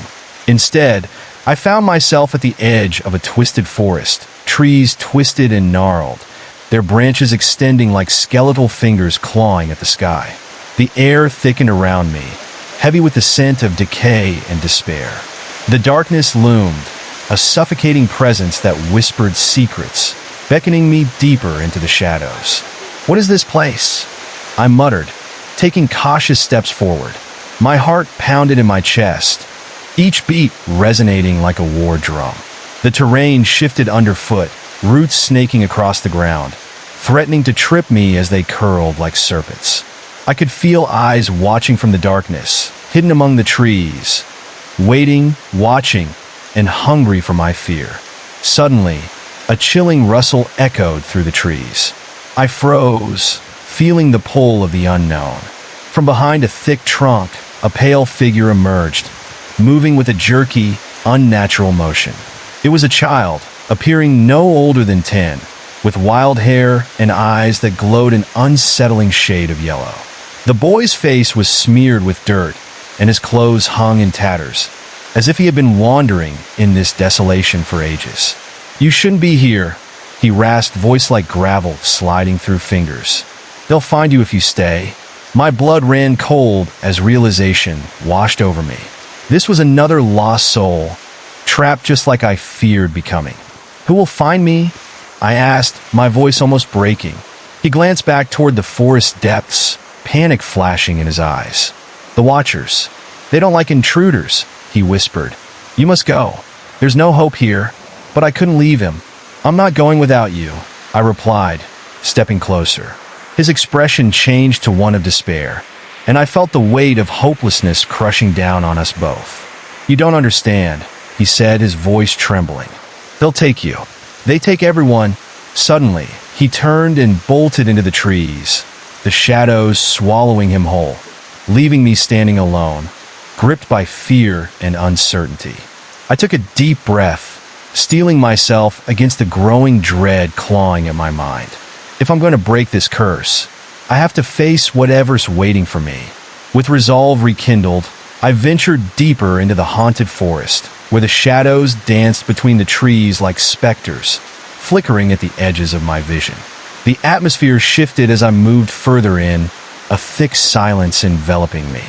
The whispers of the trees grew louder, becoming an unsettling lullaby that wrapped around me, coaxing me to lie down and surrender. But the deeper I went, the more my instinct screamed at me to push on, to fight against the urge to give in. A chill swept through the air, and I stumbled upon a clearing bathed in eerie moonlight. In the center stood an enormous oak tree, its gnarled branches twisting into the sky like hands grasping for something beyond reach. The tree felt alive, pulsing with a dark energy that resonated through the ground beneath my feet. As I neared, I noticed strange symbols carved into the trunk, runes glowing faintly with a sickly green light. They hummed softly, vibrating in sync with my heartbeat, drawing me closer. And then I saw them, bodies suspended in the air, their forms caught in a web of writhing shadows that extended from the tree, like souls desperately clinging to one another in their last moments. Chilled to the core, I stepped back, realizing they were the lost souls of those who had fallen victim to the carnival's dark magic. Their faces twisted in agony, eyes wide and pleading. I could almost hear their silent screams beckoning me, begging for an end to their suffering. Then yes, I stepped through the portal. A fresh surge of energy enveloped me. I closed my eyes, feeling my essence pulse with light. I would face whatever awaited me and fight for the souls that had been consumed in this place. But as the light faded, I opened my eyes to find myself not in the safety of the outside world, but in a dim hallway lined with darkened doors. Each door was etched with strange symbols, pulsating with a faint glow, like a heartbeat. The air around me was thick with tension, and I felt a cold shiver race down my spine as I understood. This was a part of the carnival, a hidden realm where its darkest secrets lay. "No more running," I muttered to myself, steeling my resolve. I approached the nearest door, hand trembling as it hovered above the handle. The moment I touched it, a cacophony of whispers erupted from behind the wood, a rush of voices begging, pleading to be freed. I jerked back, heart racing, but curiosity pulled me closer again. "What happened here?" I breathed out, my voice barely a whisper as I glanced around, sensing the presence of something watching. Before I could decide, the door creaked open on its own, revealing a room bathed in crimson light. Inside, the walls were covered in tattered posters of the carnival's prime attractions. Freak shows, death-defying acts, and illusions. All with faces that looked too familiar, their expressions twisted in expressions of eternal torment. Each visage seemed to stare back at me, a reminder of lost souls trapped within the carnival's grasp. I stepped inside, compelled by the haunting images, when the door slammed shut behind me. The laughter of the carnival echoed through the room, filling the air with a sense of dread that twisted my stomach. Shadows darted along the walls, taking shapes that flickered and distorted, like lost memories creeping back into consciousness. I felt the urge to bolt, but something within me held strong. The need to uncover the truth outweighed my growing fear. In the center of the room stood a weathered table draped in a crimson cloth, its surface adorned with strange instruments that glinted menacingly in the dim light. Small jars filled with what looked like swirling shadows lined the edges, each containing a fragment of the carnival, a piece of a soul ensnared. I leaned closer, peering into one jar where I saw a fleeting image of a smiling child, face twisted in fear. "Help me," the voice echoed in my mind, intertwining with the whispers around me. Childlike laughter erupted from the walls, morphing into a wail that echoed in my ears. My heart raced as I stumbled back, my pulse quickening, as I knew I couldn't afford to be weak. I clenched my hands into fists, ready to fight against whatever darkness threatened to consume this place. Across the room, a second door caught my eye, slightly ajar and illuminated by a flickering light. The whispers beckoned me, luring me deeper into the unknown. I took a deep breath and crossed the room, afraid but resolute. As I pushed the door open, a wave of heat rushed over me, making my skin prickle. I stepped inside and was met with a chilling sight. The room was a twisted circus ring, alive with macabre amusement. Shadows cavorted, their movements erratic, resembling wretched performers engaged in forbidden acts. "Welcome to the show," they jeered, their voices overlapping in a cacophony of chaos. The ring was adorned with grotesque decorations, skulls painted with bright colors, and garish figures looming in every corner. Underneath them, I could see the outlines of figures bound in chains, mouths stretched wide in silent screams, their eyes hollow and lost. My heart dropped. These souls were prisoners, trapped in a surreal performance that would never end. Suddenly, the shadows twisted and morphed, forming into figures clad in tattered costumes. One stepped forward, a jester with a face smeared in cracked paint, eyes glistening with malice. "What a delightful audience we have," he cackled, his voice slithering through the air like a snake. "Would you like to join our little performance?" "Get away from me," I shouted, fists clenched, trying to gather my courage. The jester laughed, the sound echoing, ricocheting off the walls. Without warning, the shadows lunged, reaching out toward me with skeletal fingers. I dodged to the side, barely escaping their grasp. Panic surged through me. I couldn't let them take me. I charged toward the exit, but the jester's laughter filled my ears, taunting me, trailing behind like a sinister melody. As I raced back into the hallway, I could feel the shadows trailing me, whispering promises of despair. "Stay with us. You will never escape. Join the performance." The unrelenting chant echoed in my mind, a cruel reminder of my vulnerability. In that moment of desperation, I spotted another antechamber off to my left, adorned with faded banners that draped like ghostly curtains. I dashed in, the door slamming shut behind me.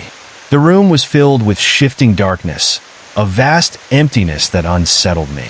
In its center lay a pedestal, atop which rested a single, brilliantly lit crystal, a strange beacon of hope amidst the shadows. Approaching it cautiously, I could feel a warm pulse emanating from the crystal, like a heartbeat synchronized with my own. It seemed to call to me, promising safety and release. But as I reached out to grasp it, the darkness around me writhed, and a horrified scream pierced the thick silence. "Don't touch it." I paused, my hand hovering above the crystal as I turned slowly toward the sound.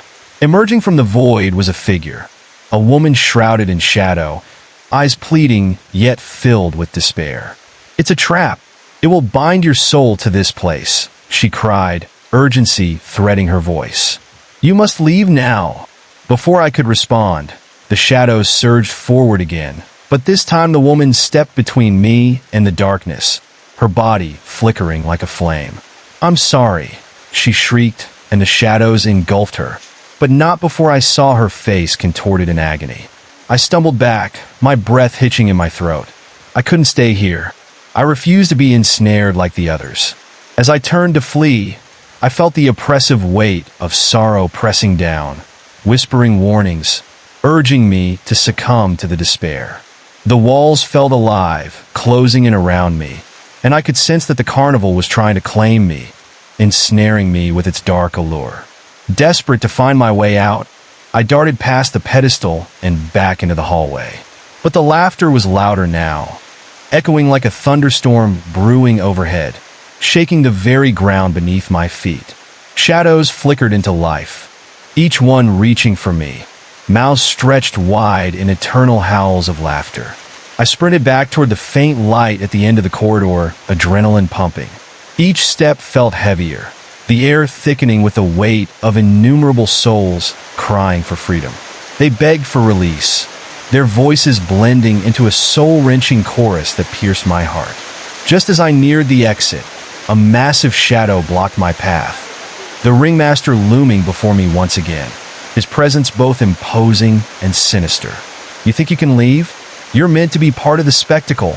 His eyes glowed with a malevolent light, the air vibrating with dark energy that crackled around me. "I won't become part of your twisted world," I shouted, but doubt pooled in my stomach as I faced that all-consuming darkness. Behind him, I could hear the hollow laughter of the carnival, the cacophony building to a maddening crescendo. In a surge of defiance, I leaped to the side, driving forward toward the back of the corridor. But the shadows were quicker, lashing out like serpents, wrapping around my legs, pulling me back toward the chaos. I could barely breathe as the weight of the darkness bore down, the voices of the lost and forgotten rising to a wail, a chorus of anguish begging me to give up. Just when I thought I would succumb, I remembered the crystal's warm glow, the woman's sacrifices. I wouldn't let her end be in vain. With every ounce of strength, I tore myself from the tendrils of shadows and rushed back toward the center of the carnival, where the first whispers of hope beckoned me once more. This was my nightmare, but it was also a battle for every lost soul trapped within its grasp. I would face whatever abomination lay ahead and refuse to be another piece in this horrific puzzle. As I approached the chaotic heart of the carnival once more, I knew the final confrontation was near. I would become the beacon of hope that could break the curse binding so many. I would bring down this carnival. With every shattered laugh and every cry for help, I would reclaim the darkness that sought to devour me. The laughter reached a fever pitch, the shadows closing in around me, but I embraced the anger and thrust my fists forward, ready to claim my light, ready to confront my fate. The shadows surged forward, a tidal wave of darkness that crashed against my resolve. I plunged deeper into the chaos of the carnival, heart pounding as the laughter echoed all around me, distorting and twisting into screams that clawed at my sanity. The air was thick with a sour stench, a mix of sweat, fear, and something far more rotten, engulfing me in a miasma of dread. Each step I took seemed to reverberate through the ground, like the earth itself was alive, trembling beneath my feet. I spotted flickering lights ahead, their hypnotic glow beckoning me closer. They cast grotesque shadows against the carnival tents, creating fleeting images of monstrous figures that danced in the periphery of my vision. I could feel the oppressive weight of the carnival pushing against me, as if the very fabric of reality was fraying at the edges, threatening to unravel. "You can't escape," echoed a voice that chilled me to the bone. It was a multitude of voices layered together, each one soaked in malice and despair. Desperate to find freedom, I sprinted toward the flickering lights, my pulse racing in rhythm with the dissonant laughter that seemed to echo in every direction. With every stride, I felt like I was being dragged deeper into the abyss, the carnival's grip becoming more suffocating. When I burst into a clearing, my heart sank. Before me stretched a massive circus ring where the nightmarish performances were played out. Twisted figures garbed in rags and broken costumes skittered around, their faces painted with grotesque smiles that looked more like a mask of suffering than joy. The audience, if you could call them that, was a collection of lost souls, their forms blurred and distorted, faces frozen in perpetual horror as they were bound to their seats by chains made of shadow. In the center of the ring, I saw the ringmaster holding a tattered whip, his eyes gleaming with pure malice as he cracked it against the ground. "Welcome to the final act," he cackled, the sound reverberating through the air, sending shivers down my spine. Let the show begin. The shadows roared with laughter as the show began, grotesque performances unfolding before me as the tainted joy of the crowd echoed in my ears. I couldn't tear my eyes away as I watched twisted versions of myself writhe in agony, contorted into positions that twisted the very essence of my being. Their eyes were wide with terror, reflecting my own despair. The ringmaster turned his piercing gaze on me, a wicked smile stretching across his face. "Join them. Embrace the madness," he sneered. The shadows writhed around him, pulsating with a life of their own, snaking toward me, eager to pull me into their grasp. I felt myself teeter on the edge of despair. "I won't!" I screamed, the sound echoing in the oppressive air. I glanced around the ring, searching for any sign of an escape. The audience's muffled cries seemed to pull me in different directions, calling to me, begging for help, but I had to focus. On the edge of the ring, I spotted an escape route, a narrow gap between the tents that seemed to beckon me. With a surge of determination, I took off, pushing through the masses of shadows that reached for me, feeling their cold fingers graze my skin. "You can't leave," the ringmaster's voice boomed, deep and resonant, vibrating in my bones. But I refused to look back. I focused on the light pouring through the gap, my lifeline amid the darkness. The laughter faded slightly, replaced by the sound of my own heartbeat pounding in my ears. I slipped through the gap and stumbled into another unnerving space, an abandoned funhouse filled with warped mirrors and flickering lights. The mirrors reflected countless versions of myself, some grinning maniacally while others screamed in terror, faces shadowed and grotesque. Panic blossomed in my chest. "This isn't real," I gasped, taking shallow breaths. My voice trembled, echoing back at me, mockingly. The distortion seemed to breathe, warping the space around me as I twisted to escape the reflections that taunted me, each one whispering my deepest fears. What if I'm trapped here forever? What if I become just another reflection? Determined to find the exit, I pressed forward, fingers brushing against the glass, feeling the chill seep into my skin. Each step sent ripples through the reflections, distorting them into nightmarish versions of myself, creeping closer with every heartbeat. Suddenly, one mirror exploded with a shatter so loud it echoed through the funhouse, the shards flying across the room like shards of glass, raining down around me. "Join us," 1,000 voices cried out, laughter erupting in a frantic crescendo.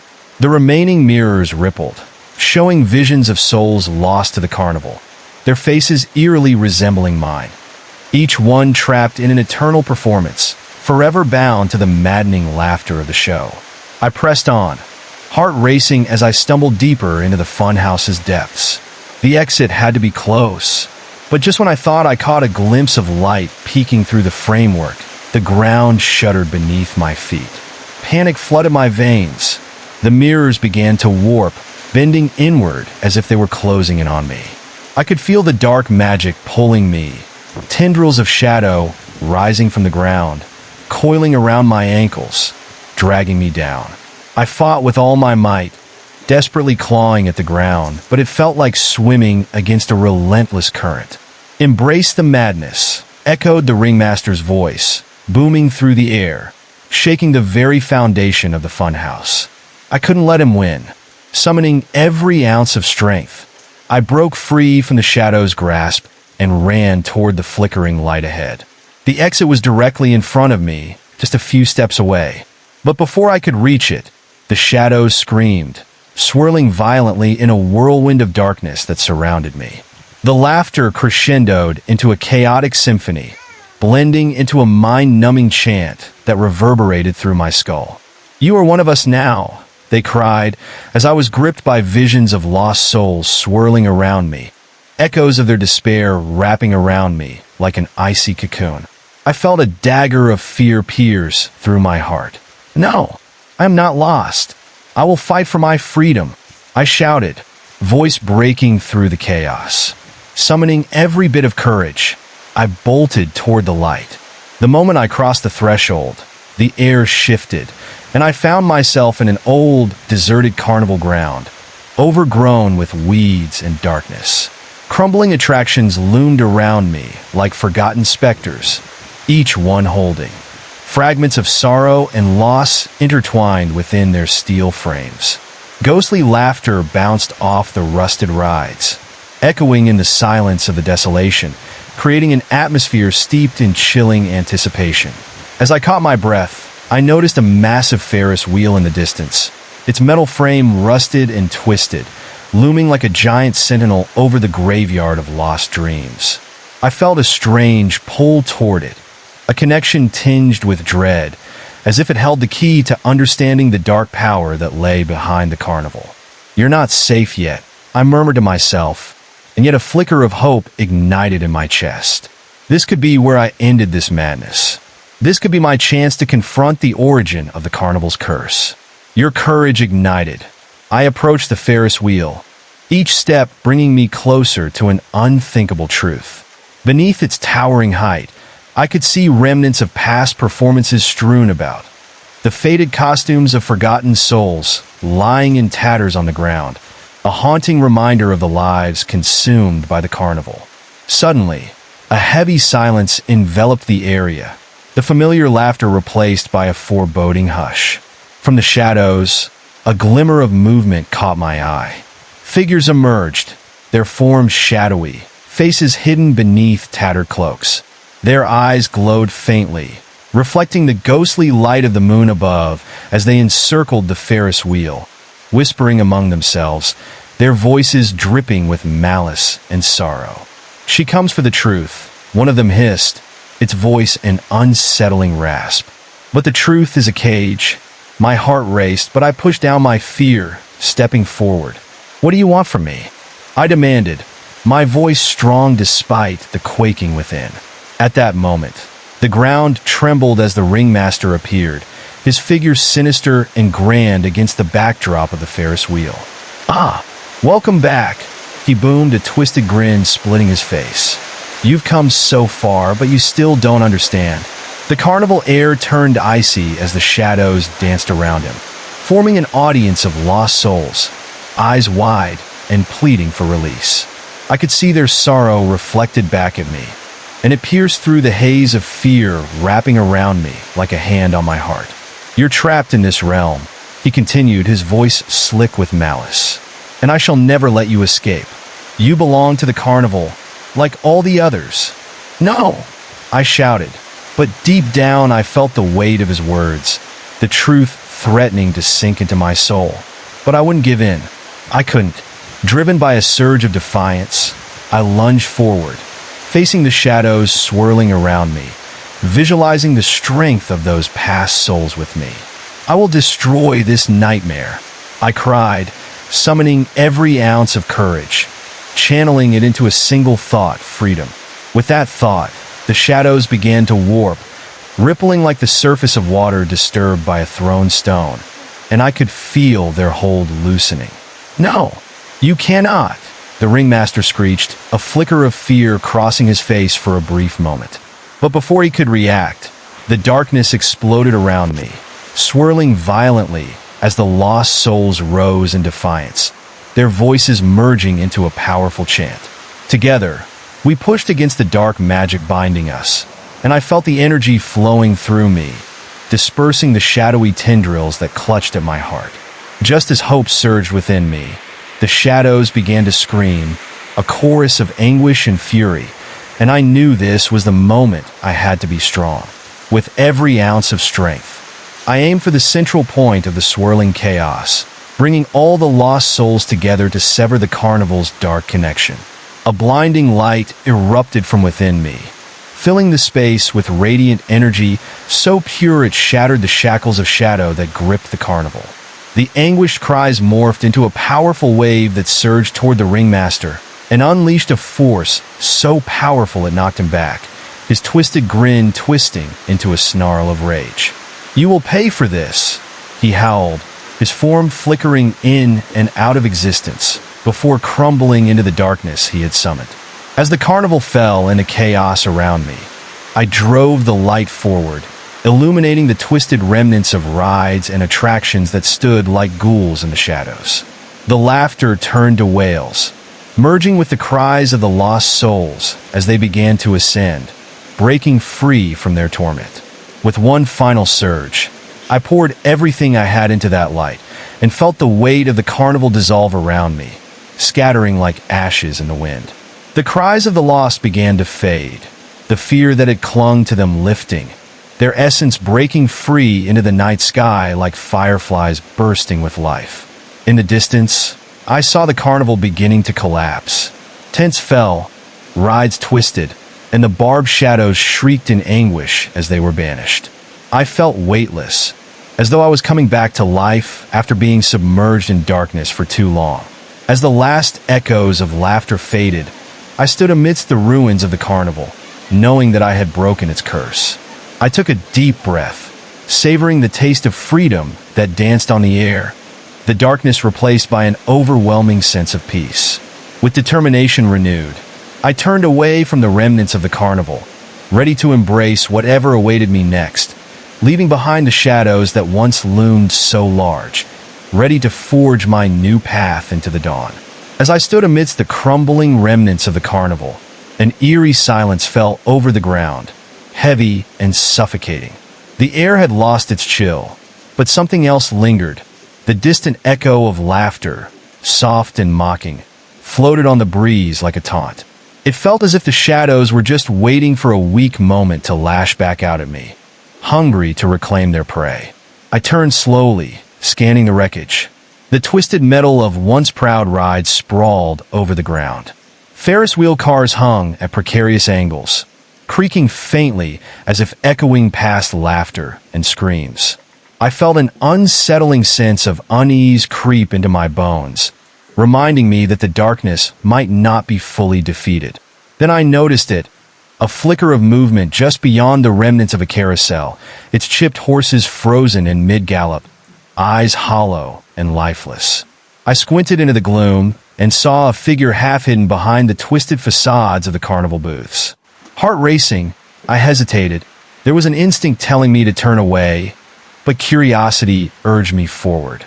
With every cautious step, I felt that pull like a thread tugging at my very being. The figure emerged slowly from the shadows, revealing a gaunt face illuminated by a faint, ghostly light. "You should not have done that," it whispered, voice like dry leaves rustling in the wind. It was not human. Its skin had an unnatural pallor, stretched tight over its bones. I could see its limbs twisting, elongating, morphing as if they belonged to someone else. Fear took root in my chest as it took a step closer, and I could see those hollow eyes glimmering with a dreadful hunger. "You broke the curse, but now you've awakened me," it hissed. The words echoed in my mind as I struggled to comprehend. This place is still mine. The ground beneath my feet began to tremble again, and I backed away slowly, realizing that there were more figures emerging from the shadows, each one a distorted echo of the lost souls that had once inhabited the carnival. They stepped forward, moving in a grotesque dance of despair as their mouths twisted into ghastly grins. I felt the walls of my courage buckle, a shiver, racing down my spine as their laughter blended into a haunting symphony of sorrow and madness. "You thought you could escape?" they taunted, their voices intermingling into a cacophony that echoed against the hollow remains of the carnival. "You were wrong." It all became a blur of movement, demonic shadows closing in on me, their laughter swelling as the figures around me began to swirl like a tempest. I spun around, searching for an escape, but no exit presented itself. Only them, each maniacal face like a mirror reflecting my own terror. "Join us," one of them shrieked, its face morphing into something unrecognizable, a nightmare painted in the darkest hues of despair. I screamed and took off running, the shadows pursuing me like a pack of ravenous wolves. The remnants of the rides loomed like ancient sentinels as I dashed between them, desperate for a way out. Every corner I turned revealed more twisted shapes, the carnival's heart revitalizing with every spark of my fear. Shadows clung to me, wrapping tighter around my throat, choking me with their despair. I stumbled into a small tent that appeared untouched amidst the wreckage. The entrance flapped wildly in the wind, beckoning me inside.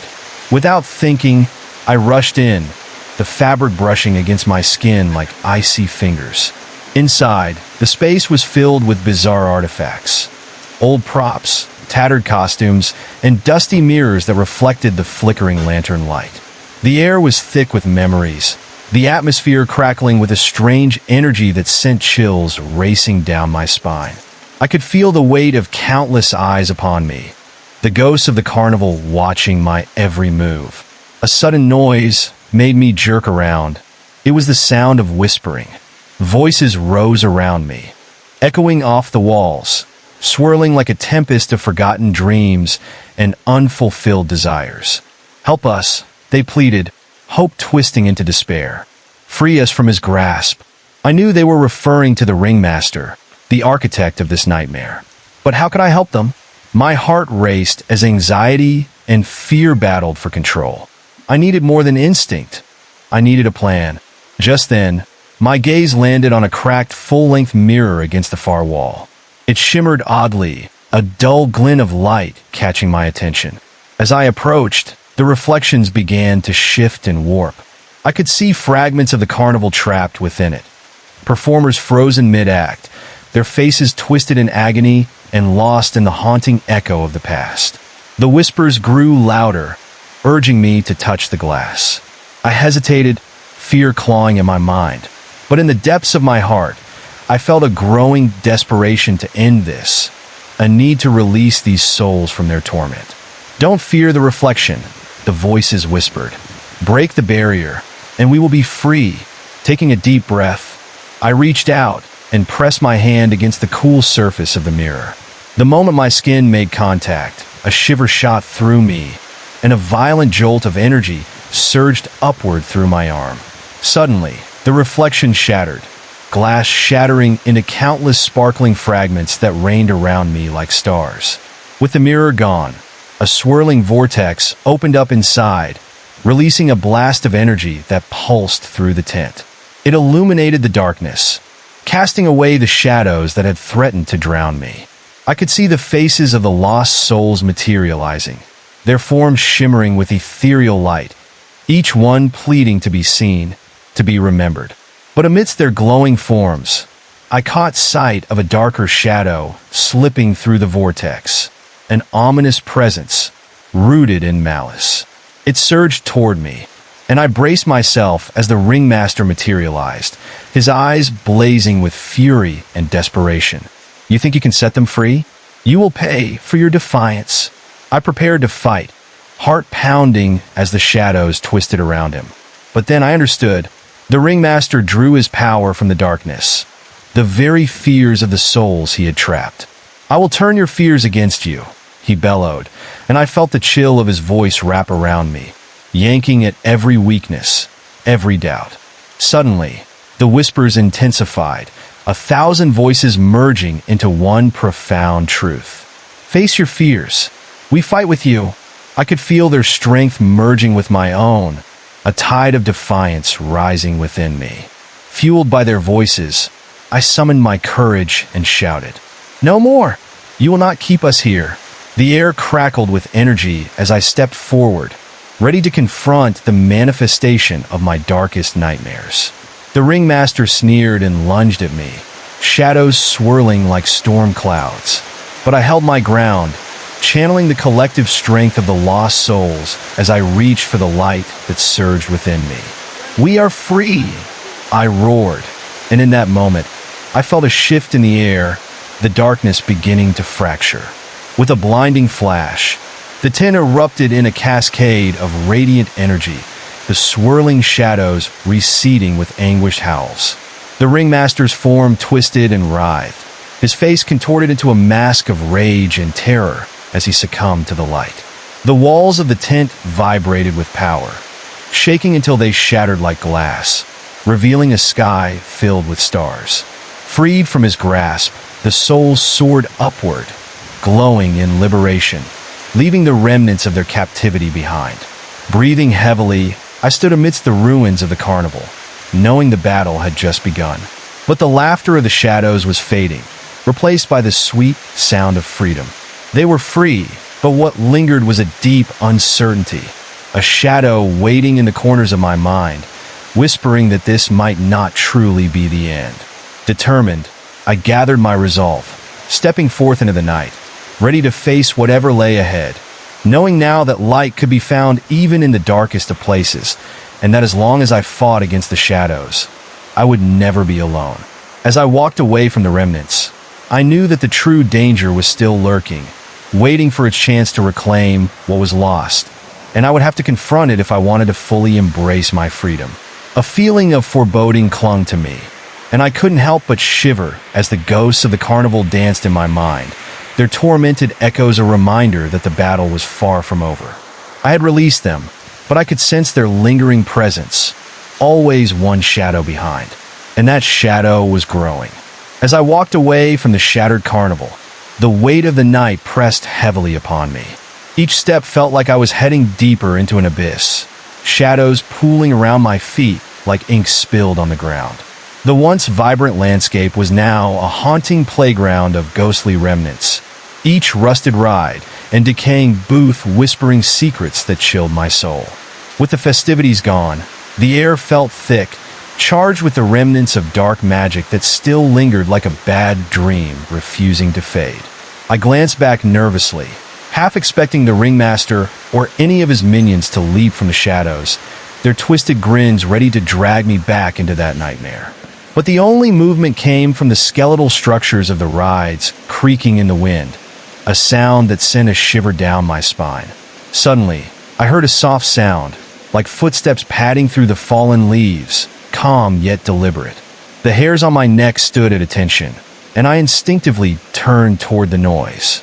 There, just within the shadows of the faded carousel, a dark figure loomed, its silhouette sharp against the dim light. A chill crept through me, filling my veins with dread as I squinted into the murky darkness.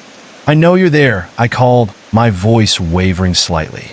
"Show yourself." Instead of an answer, the figure shifted slowly, stepping into a patch of light, and I froze. It was a child, the faint glow of the moon illuminating her hauntingly pale face. Her eyes sparkled with an unsettling brightness, yet her smile appeared as a ghastly mask, twisting and bending unnaturally. Her wispy hair flowed around her in ghostly tendrils, making her look ethereal, almost unreal. "Are you lost too?" she whispered, her voice like the rustle of autumn leaves. There was an innocent quality to her tone, but beneath it was a chilling undertone that made my heart race. I hesitated. The air around her was thick with an unseen malevolence, pulling at my instincts. "I'm looking for a way out," I replied, keeping a safe distance. "This place is dangerous." Her smile widened, revealing teeth that appeared far too sharp for a child, glinting menacingly in the moonlight. "Dangerous? But are we all just here for the fun?" She giggled, a sound that echoed strangely, like laughter heard through a crack in a door from the other side. Before I could respond, she spun around and skipped lightly, her feet barely touching the ground. The carousel began to creak, and the stillness shattered as the horses started to spin, moving with a life of their own. I watched, rooted in place, as the painted figures came alive, their eyes fixated on me, unnerving and expectant. "Come play with us," the girl sang, beckoning me closer. I felt a primal urge to run, but curiosity tugged at me, grappling with the fear coiling in my gut. Certainly, I felt the magnetic pull of the carnival, its laughter lingering, promising adventure even within the horror. But I was aware that each invitation came with a price. You shouldn't," I warned, my heart pounding fiercely. "You need to leave this place." Her reply was a sudden burst of shrill laughter that echoed around me, twisting through the air like a breath of malicious wind. "Leave? Oh no, we can't. This is our home." The carousel spun faster, the painted horses kicking up ghostly dust, which swirled around me, whispering secrets of past performers and anguished laughter. Just then the atmosphere shifted. The cheerful facade of the carnival blurred, revealing more sinister aspects. With every rotation of the carousel, the scenery morphed, and I saw glimpses of ghastly spectacles, the distorted faces of lost souls, their mouths open in silent screams, trapped in eternal ecstasy. I felt my stomach lurch, the thrilling spectacle now souring in my mind. "You have to stop this," I shouted, but the girl simply grinned wider, revealing her sharp, jagged teeth. "You don't understand," she sang, skipping closer. "If you want to escape, you must join us." Her eyes darkened, pools of shadow that seemed to pull me in. The shadowy figures from before began to appear at the edges of the carousel, their forms shifting and merging into grotesque images of twisted glee. Their laughter danced in the air, wrapping around me, constricting like a serpent ready to strike. Suddenly, the girl's voice turned sharp, puncturing the haze of madness that enveloped me. "You don't belong out there anymore," she screamed, her laughter echoing like a shattered mirror. Without warning, the carousel lurched violently, the horses now moving in frenzied circles, their eyes filled with torment. I staggered back, my heart racing as I fought against the chaos surrounding me. It felt as if the carnival was alive, feeding on my fear, urging me to surrender to its madness. "You can't run forever," the girl screeched, the shadows closing in behind her. The laughter grew louder, a cacophony rising to a fever pitch, drowning out my own thoughts and intentions. Desperate to escape, I broke from the tent, bursting into the open air, where shadows chased me like wolves at my heels. The ground beneath felt alive, shifting and pulsing as if the carnival thrived on my fear and desperation. I had to find a way to break free, to rid myself of its crippling grip. Ahead, I spotted the skeleton of a once grand roller coaster looming over the ground, its crumbling tracks twisted into grotesque shapes. Something deep inside compelled me to climb it, the height offering a brief sense of freedom. I sprinted toward the structure, ignoring the creeping shadows that clawed at my ankles. But as I neared, the air crackled, and a new wave of fear washed over me. From the shadows, figures emerged again, more agitated, their movements erratic and frantic. Their laughter transformed into a chorus of accusatory screams, echoing through the night, the memories of their captivity spilling forth like a flood. "You're one of us now," they cried, reaching out with claw-like hands, urging me to join their eternal torment. I climbed the rickety steps to the coaster's first peak, heart thudding like a drum in the dark. I paused, looking down at the chaos below. The figures writhed beneath me, shadows stretching and twisting into forms that should not exist, an abomination of lost dreams and unfulfilled promises. With every breath, I could feel the carnival's dark magic wrapping around me, slipping into my thoughts, attempting to weave its way into my very essence. "You will never leave us," an unseen voice hissed, chilling my blood. "You are one with the shadows." But I refused to surrender. I clenched my fists, gathering all my strength, grounding myself in the reality of what I had faced. I had freed the souls, and I was not their enemy. I was their ally, fighting against the darkness that sought to consume me. With renewed determination, I took a deep breath, channeling the memories of those I had helped and the light that surged within me. I raised my hand high, as if to gather the energy around, ready to shatter the bindings that tied me to this place. "I will not be yours," I shouted, my voice ringing clear and defiant amidst the chaos. As those cursed shadows lunged at me, I closed my eyes and envisioned the light within me, pushing against the darkness with everything I had. The shadows recoiled, shrieking as the light burst forth in a blinding flash, illuminating the twisted figures of the carnival. I opened my eyes again and saw them. Faces, eyes wide and gleaming, reflecting the light like stars breaking through a stormy sky. The figure of the girl stumbled back, her smile faltering, revealing for the first time a flicker of fear. "No, you can't," she gasped, the shadows around her beginning to falter as the light chased away the haunting terror. Suddenly, the ground shook, and the carnival began to collapse around me once more. I could feel the energy surging, the fragments of lost souls swirling in a tempest of light and shadow. I had created a crack, a chance for freedom. I leaped down from the roller coaster, running with all my might towards the source of the pulsating light that promised escape. The shadows shrieked behind me, their voices twisting into a tortured wail, but I pushed harder, fueled by the resolve of those I had liberated. As I reached the edge of the carnival's boundaries, I felt a force pulling at me, dark tendrils trying to snare me one last time. But I planted my feet firmly, summoning the light within, letting it burst out like a supernova driving back the darkness. "This ends now," I roared, surging forward into the light, feeling it envelop me. In that instant, I was released, the carnival shattering into a million pieces, each echoing with the cries of the released souls, finally free. I stumbled into a new reality, the dawn breaking around me. The remnants of the carnival faded behind me, slipping back into the darkness from which they had come. Gasping, I felt the last tendrils of fear disperse, knowing that I had faced the darkness and emerged triumphantly. But in the stillness of the dawn, a thought crept into my mind. Had I truly escaped? As I turned to face the world ahead, a flicker in the shadows caught my attention, just at the edge of the clearing. My heart stopped for a brief moment. I stared, wide-eyed. It couldn't be. There, lingering like a bad memory, stood the faint outline of the ringmaster watching me, his eyes gleaming with cruel delight. "You think this is over?" he whispered, the wind carrying his voice, low and chilling through the trees. A wave of terror washed over me, but I steeled myself. The battle was not yet over.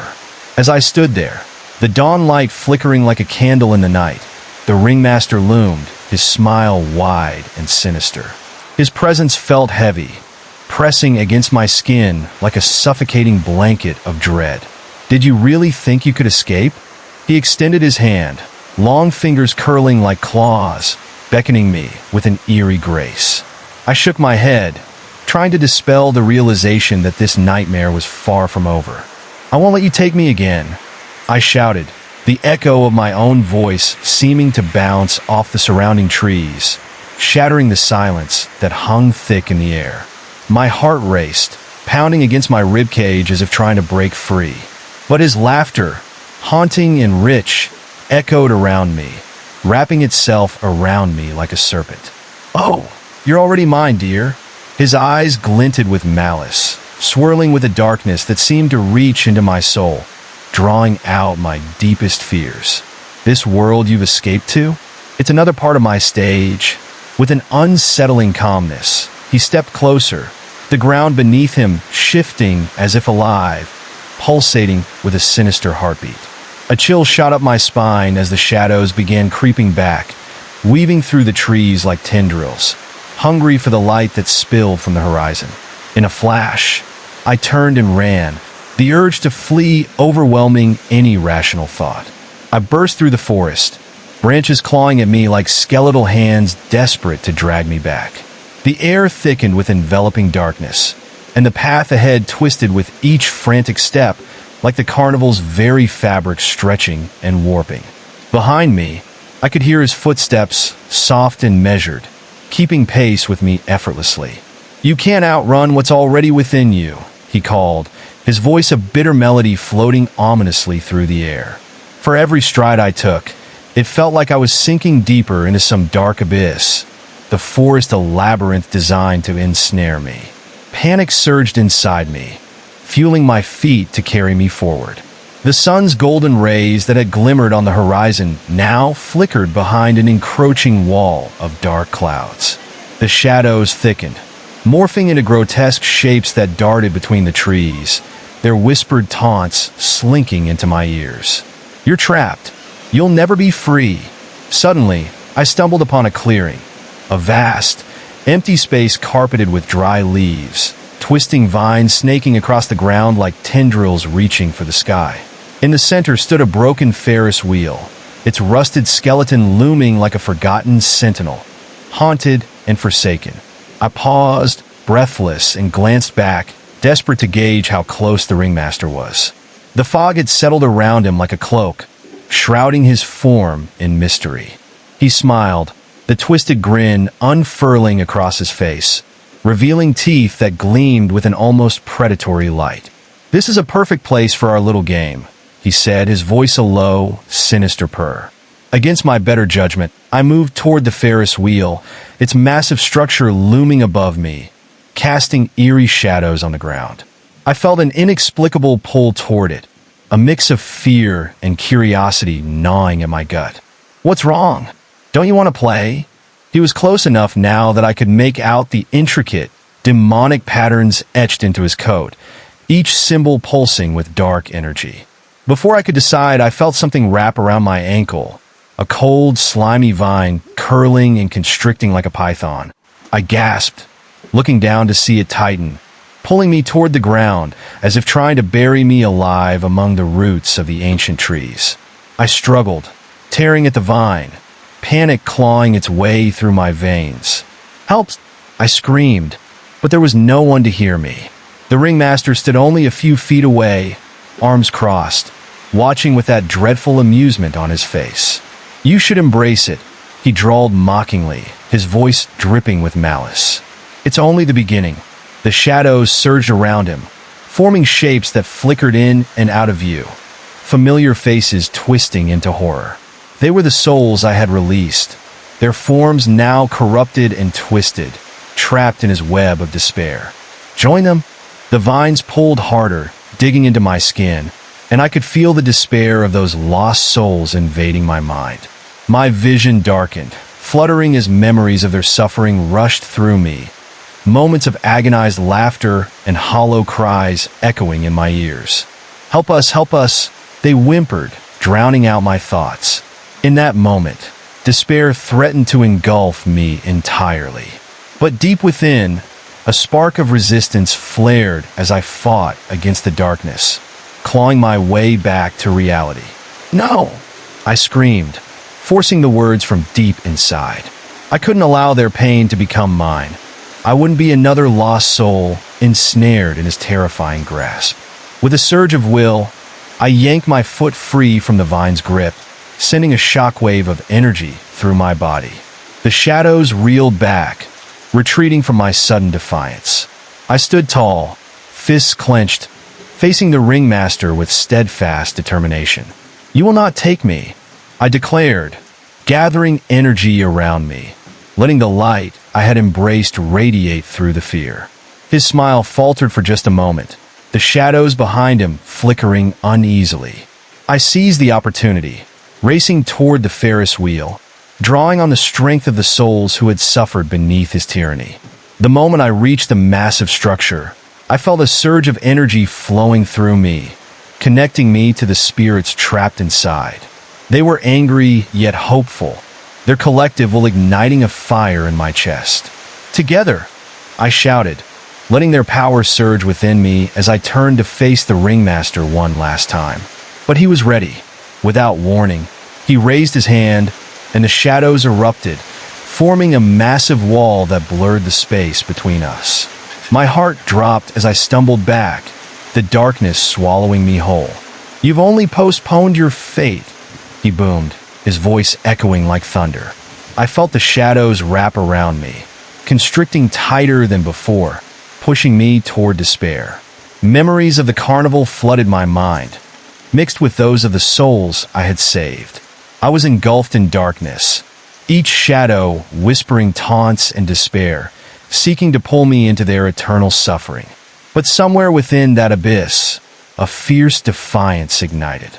The light still flickered within me, battling back against the shadows, reminding me of the freedom I had just fought for. Dread and anguish clawed at my consciousness, but I steeled myself against the tide. "I will not succumb," I roared, unleashing the light once more. With a sudden surge, I pushed against the shadows, feeling them buckle under the weight of my determination. The darkness hissed and shrieked, recoiling like a wounded creature. The bond one shared with the lost souls flared more brilliantly than before, their presence amplifying the light cascading from my heart. The wall of shadows exploded in a brilliant flash, scattering into wisps that danced away from me, revealing the ringmaster's shocked expression. "What?" he gasped, taking a step back as I surged forward, a beacon of defiance breaking through the terror. "You don't own me!" I shouted, my voice vibrant with the energy of 1,000 spirits. The ringmaster's face contorted in rage, but I pressed into the light, feeling untold strength racing through my veins. With every ounce of desperation, I charged at him, the energies swirling, forcing the shadows to retreat. The ground shook, the earth beneath our feet trembling as light clashed with darkness. This ends now. In the final confrontation, I unleashed everything. The anguish of the souls lost intertwined with the vitality of my own spirit. They surged forth like an unstoppable wave, crashing against the darkness, overwhelming the ringmaster and his twisted laughter. As I reached out, I felt the tug of the carnival's hold weaken, each moment fracturing the web he had woven. It felt like time itself had slowed, and in that moment, I knew I could shift everything. In the center of the storm, amidst the cacophony of voices that rose in unison, I found clarity. I would break the bond once and for all. I pressed forward, as the once vibrant colors of the carnival began to bleed into white, a stark contrast to the shadows that threatened to pull me into oblivion. And with that, I screamed, "You will not take me. You will not take anyone." The last remnants of the darkness shattered around me, and as I collided with the ringmaster's form, a blinding explosion enveloped us both, a loud cacophony that echoed endlessly. And then, silence fell. The explosion of light cleared abruptly, leaving me in heavy darkness. For a few moments, my senses were overwhelmed, disoriented in the void that surrounded me. I blinked, heart pounding, trying to make sense of what just happened. The air was thick with the scent of smoke and something metallic, like blood, swirling grotesquely like a living entity. When the haze finally began to clear, I found myself on the ground, surrounded by remnants of the twisted carnival. The broken Ferris wheel loomed like a skeletal remains, casting long shadows that twisted and swayed, even without the wind. I pushed myself up, but each movement felt sluggish, as if the sheer weight of dread was pressing down on me like a mountain. The eerie silence poured over the space, heavy and oppressive. "Where are you?" I whispered, voice barely breaking the stillness. There was no response, just the hollow echo of my own voice dancing through the ruins, reminding me of the haunting specters lurking in the corners of memory. I rose slowly, scanning the desolation around me. Ghostly figures flitted at the edges of my vision, barely discernible but undeniably present. They were the remnants of lost souls, their faces etched with expressions of despair, frozen in a state of eternal torment. I could feel their gazes on me, heavy with unspoken pain and unfulfilled wishes, waiting for someone to set them free. As I turned to survey my surroundings, a sudden chill swept through, wrapping around my spine like icy fingers, crawling deeper into my bones. An unsettling rustling began to emanate from the shadows. Beneath the surface of the ground, I sensed a pulsating rhythm, a heartbeat thrumming ominously, as if the very earth was alive and hungry. The remnants of ticket booths and broken mirrors reflected back distorted images, whispers filling the air, snippets of laughter mixed with wails, a jarring contrast that sent shivers racing up my arms. "Help us, help us," they murmured, voices overlapping in a mournful symphony that resonated with the agony and sorrow frozen in time. I stumbled back, heart racing, knowing I was not alone in this place. The shadows began to coalesce, gathering together with intent, forming shapes reminiscent of the twisted attractions I had once run from. A distorted carousel emerged from the darkness, its horses rearing back menacingly, eyes glowing a sickly yellow that pierced through the gloom. They looked alive, wild and desperate, as if they had regained sentience, longing for vengeance. "You think you can escape?" The ringmaster's voice sliced through the air, smooth and venomous. I whirled around to face him, ready for whatever nightmare he had in store. His figure emerged from the shadows, somehow darker than before, each feature exaggerated and grotesque. The tail of his coat swept against the ground like a living shadow. I felt the air grow heavy again, thickening with malevolence as he approached, movements fluid like a serpent. "You have merely unleashed something far more terrible," he smiled, and behind him, the silhouettes of the lost, muted, eerie reflections, moved as if whispering secrets to one another. Fear gripped me, tightening its hold with every step he took. "What are you?" I demanded, my voice shaking despite my resolve, trying not to show any weakness, knowing what hung in the balance. "I am the keeper of their souls," he replied, each syllable dripping with pleasure, guardian of their torment. The shadows around him twisted like live wires, writhing and pulsating, responding to his dark energy. "And you? You're simply the latest contestant in my never-ending game." Around me, the carnival's echoes grew louder. A gust of wind swept through, rattling the faded booths and sending chills skittering down my spine. Before I could process his words, the ground shook violently, and hands, pale and ghostly, began to rise from the earth, clawing at the surface, grasping for something, maybe even me. Each face twisted in anguish, mouths silently screaming, their eyes wide with horror. Panic surged through me as they reached for me, grasping at my legs, trying to drag me down into their eternal nightmare. I fought against them, kicking and scrambling back, pushing against the rising tide of souls like I was in a nightmare I couldn't wake from. The carnival around me began to warp, mirrors cracking and distorting the reflections, showing slivers of horrifying images, myself, bound and restrained, trapped forever in the ringmaster's grasp. I closed my eyes, willing the memory to leave me, forcing the unwanted visions from my mind. When I opened them again, the ringmaster stood nearer than before, eyes burning with delight. "You will never leave, not now. They know your fear, and they will use it against you." As he spoke, the shadows shifted, spilling forth grotesque figures. Clowns with smeared faces that grinned manically, their laughter echoing unnervingly through the clearing. They danced around me, flitting in and out like moths to a flame, their cartoonish merriment a dissonant soundtrack to the horror unfolding. "Join us! Embrace the madness!" They cackled, their voices high and shrill, a chaotic sound that set my nerves on edge. I turned on my heel and sprinted, not daring to look back. The ground felt like it was awakening beneath me, shifting and rolling as I ran.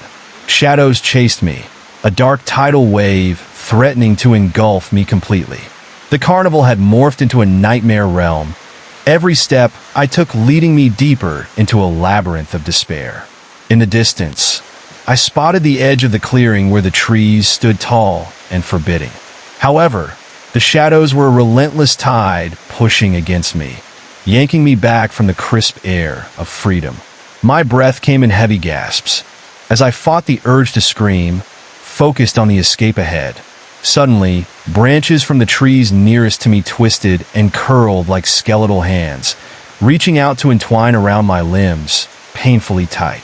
I cried out, trying to pry them away, but more vines slithered from the forest behind, wrapping around my waist and binding me in place. "You cannot escape what is inside," the ringmaster's voice rang out, mocking my struggle. Shadows clung to his feet like loyal pets, flaring up around him like smoke from a dark fire. I felt the shadows drawing closer, lit by a sick, green phosphorescence. My mind raced to find a way out, any way out. With every ounce of will, I focused on the flickering light within, the spark that had guided me before. "I won't be a puppet in your show," I shouted, desperation mingling with fierce determination. Drawing on the energy that surged inside, I unleashed a blast of light that erupted from me like a shield. The branches recoiled, retreating in shock, the grasp on my body loosening just enough for me to break free. I stumbled forward, heart racing as I bolted toward the trees. The air filled with howls of rage. The shadows clawed back at the light, thrashing wildly, scrambling to regain their hold. Pushing through the break in the trees, the air outside felt fresh and alive, a stark contrast to the oppressive dark that was all-consuming moments before. I could hear the distant echoes of laughter fading behind me, but the overwhelming feeling of dread still lingered. A sense of urgency propelled me forward, heels pounding against the soft earth, pushing deeper into the wild, unknown where the daylight fought to break through. But then I stopped. The hair on the back of my neck prickled, a sense of foreboding creeping over me like a winter chill. As I turned, I found myself standing in another clearing. It was strange and disturbing. A sickly sweet aroma filled the space. Something floral, yet rotting, unsettlingly nostalgic. Flowers sprouted vividly, shocking yellows and reds, but their petals were twisted and darkened around the edges, as if they were blooming in malice. And then I saw it, just beyond the flowers. A mirror, tall and imposing, a twisted reflection of the carnival under the weight of shadow. In its glassy surface, I glimpsed not only my own face but shadows swirling behind me. The cursed souls still seeking freedom, desperation etched into their features, waiting for their chance to escape. "Look at what you've done," whispered a voice from behind the mirror, soft and insidious. "You will suffer as we have." Frantically, I turned, scanning the clearing for something, anything to help me escape this horror, panic rising anew. But I was alone, trapped in a space that felt alive and mocking, the ground pulsating with an energy that was both intoxicating and nauseating. Leaving the clearing was not an option. It was as if the very roots of the trees had spun a web, closing off my escape. Instead, I moved closer to the mirror, compelled to look deeper despite the danger. The surface rippled as tentacles of shadow reached through, trying to seep into my very being, threatening to drag me back into that hellish carnival. In a moment of reckless determination, I reached out, fingers brushing against the cold surface. It rippled violently, images swirling, moments of joy twisted into horror, laughter morphed into screams. I could see the ringmaster's twisted smile, hear the echoes of the past, pounding against my mind like 1,000 hammers. "You cannot win," they seemed to chant, a desperate chorus rising from the depths of my memories, freezing me in my tracks. The window to that other world felt almost alive, pulling me into the reflection. But somewhere in those depths, I also saw the faces of those I had saved, a flicker of hope breaking through the darkness. I could feel their strength, their will intertwined with mine, forcing me to stay anchored to reality. Forcing myself to focus on that connection, I drew on their resilience, pouring every ounce of determination into breaking free of the mirror's grasp. "This ends here," I shouted again, the sound reverberating through the air, a clash against the shadows seeking to consume everything. The air erupted with energy, waves of light emerging from within me. The mirror cracked with blinding force, a brilliant eruption that shook the ground beneath me. Shadows shrieked and dissolved, their anguished cries mingling in the thick air. The twisted flowers around me wilted and fell like rain, leaving nothing but naked soil, fertile ground finally free of the darkness that sought to control it. But ahead, the ringmaster materialized just outside the threshold of the clearing, rage twisting his features into a grotesque mask of fury. "You will pay for this," he bellowed, shadows swirling at his feet, eager to reclaim their lost dominion. I stood, a beacon of light amidst the remnants of despair, feeling the energy pulsing around me, the power of those I had freed washing over me. "You're wrong," I declared, the warmth of hope igniting a fervent fire within. "You're nothing without their suffering." The shadows lunged forward, but I thrust my hands out, channeling the light of the mirror, forcing it back with a surge of energy more profound than I had ever felt. "No more darkness," I screamed, pushing against the very heartbeat of the shadows, the surge of light blinding in its intensity. The ringmaster faltered, eyes widening with disbelief as the blinding light washed over him.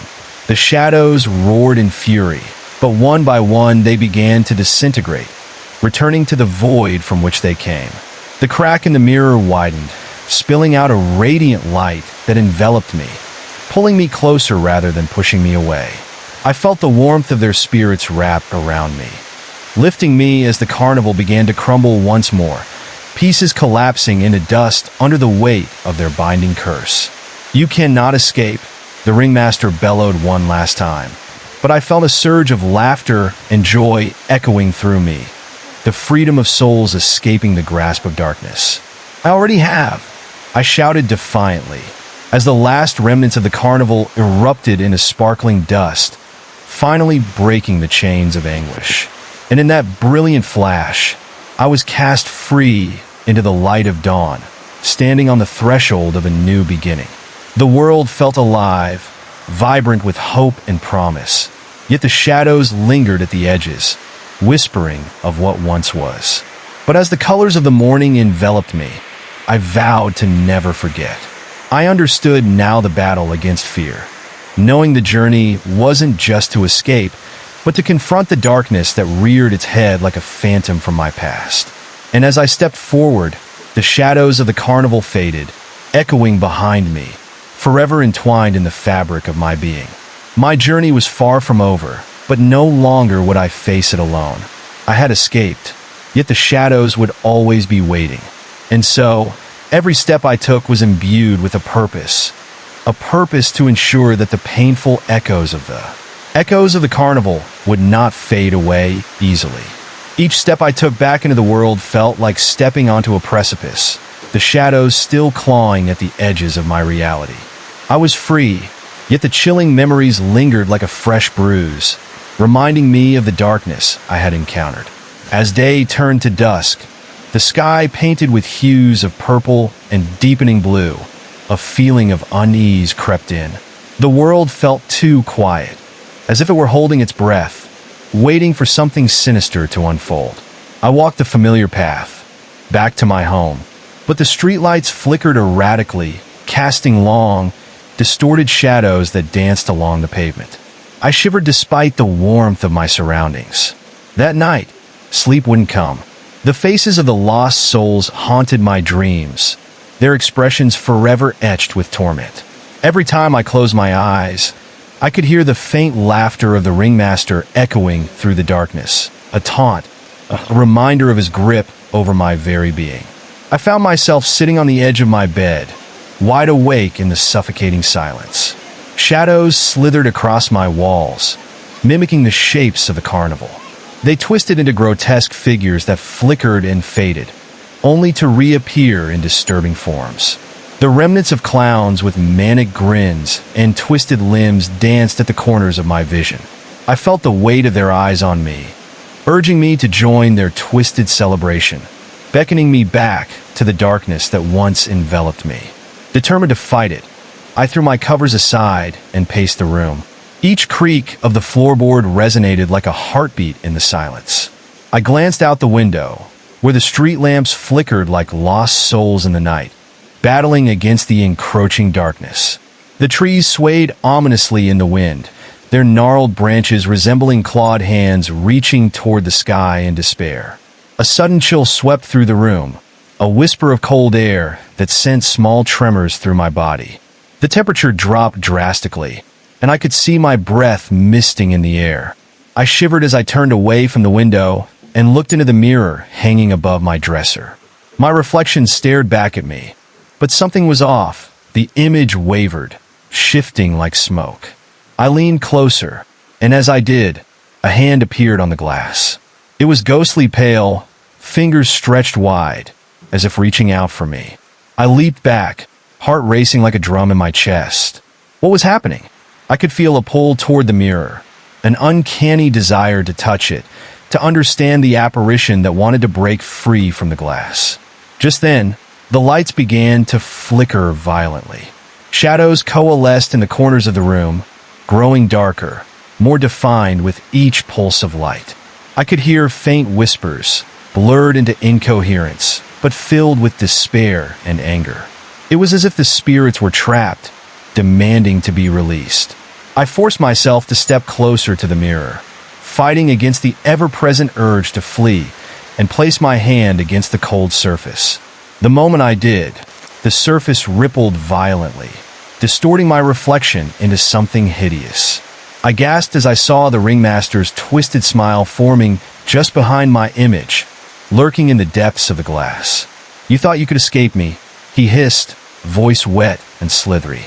The shadows surged out, reaching for me, pulling at my soul, tempting me to surrender to the fear that had once consumed me. I stumbled back, falling against my dresser, breath catching in my throat. The air buzzed with potent energy, electric and alive, a wicked laughter permeating every corner of the room. Suddenly, the mirror shattered, glass splintering like tiny stars raining down around me. I was frozen, watching as shards swirled in the air like miniature daggers, glinting menacingly. But within the chaos, I saw figures moving within the glass. The faces of those I had seen in the carnival, trapped and writhing, pulled me toward the wreckage, their expressions full of fear and desperation. Help us," they cried, their voices blending into a haunting chorus that sent waves of panic crashing over me. I closed my eyes, clenching my fists, trying to drown out their pleas, but the urgency weighed heavily on my heart. The shadows laughed with delight, gathering around my legs, pulling me down as I fought for foothold against their insidious pull. Every flicker of light seemed to draw them closer, filling the room with a chilling anticipation. "Join us," they echoed incessantly, the ringmaster's voice mingling with theirs, weaving a web of dread that ensnared my very thoughts. Determined not to let fear consume me, I focused on the light I had harnessed before. I remembered the energy from the souls I had freed and how it had erupted against the darkness. With a surge of will, I pushed against the shadows threatening to drag me back. "You will not control me," I shouted, forcing the light to the surface, illuminating the room like a beacon. As the light surged forth, shadows recoiled, shrieking in agony, but the mirror shards clinked ominously, scattered across the floor like tiny malevolent creatures crawling toward me. The room began to warp, the walls closing in like a vice. I could see the air thickening with desperation, shadows whispering secrets that sent icy fingers down my spine. The corners of my vision blurred, and once again, I felt the weight of darkness pushing against my mind, threatening to shatter my resolve. Suddenly, the ground shook violently, and the walls seemed to pulse, breathing with a life of their own. I staggered back, trying to keep my balance as the faintest laughter echoed from the very depths of the floorboards. It was low and raspy, reverberating through the space like a malicious ghost determined to break free. "You think you're strong? You think you can defy me?" The ringmaster's voice rumbled, low and menacing. "I will show you true fear." The lights went out completely, plunging me into impenetrable darkness. Panic surged, and I stumbled forward blindly, heart racing. I could feel the air alive with malevolence. It was suffocating, pressing against my chest as I groped through the void, desperate for an escape from the madness. Then, a blinding flash tore through the darkness, illuminating the space for just a heartbeat. In that split second, I saw them. Figures moving at the edges of the room, their shapes twisted and distorted, caught in a dance of despair. They reached out, fingers outstretched, elongating into claw-like appendages, and I realized they were coming for me, frantic to help, to pull me back into the light. "Take my hand," they cried, their voices ethereal, barely discernible above the cacophony of laughter and shadows. I hesitated, heart pounding, feeling the tension between freedom and despair tighten like a noose. For a moment, doubt filled my mind. What if they were just another trick? But the desperation in their eyes spoke volumes, calling to the part of me that still held fierce determination against the darkness. Drawing a deep breath, I lunged toward them, hoping to break through, praying that this was the escape I had fought so hard to find. The moment our hands connected, a shockwave pulsed through me, sending a jolt of energy that ignited the darkness surrounding me. I could feel their pain, their fear folding into my very essence, but along with it came a surge of hope, a reminder of the strength I was beginning to embrace. As the shadows began to thrash violently, I pulled against them with every ounce of strength I had, feeling the light within me flare hotter, pushing back against their grasp. Together, we will break free, I shouted, my voice echoing against the oppressive silence like a battle cry.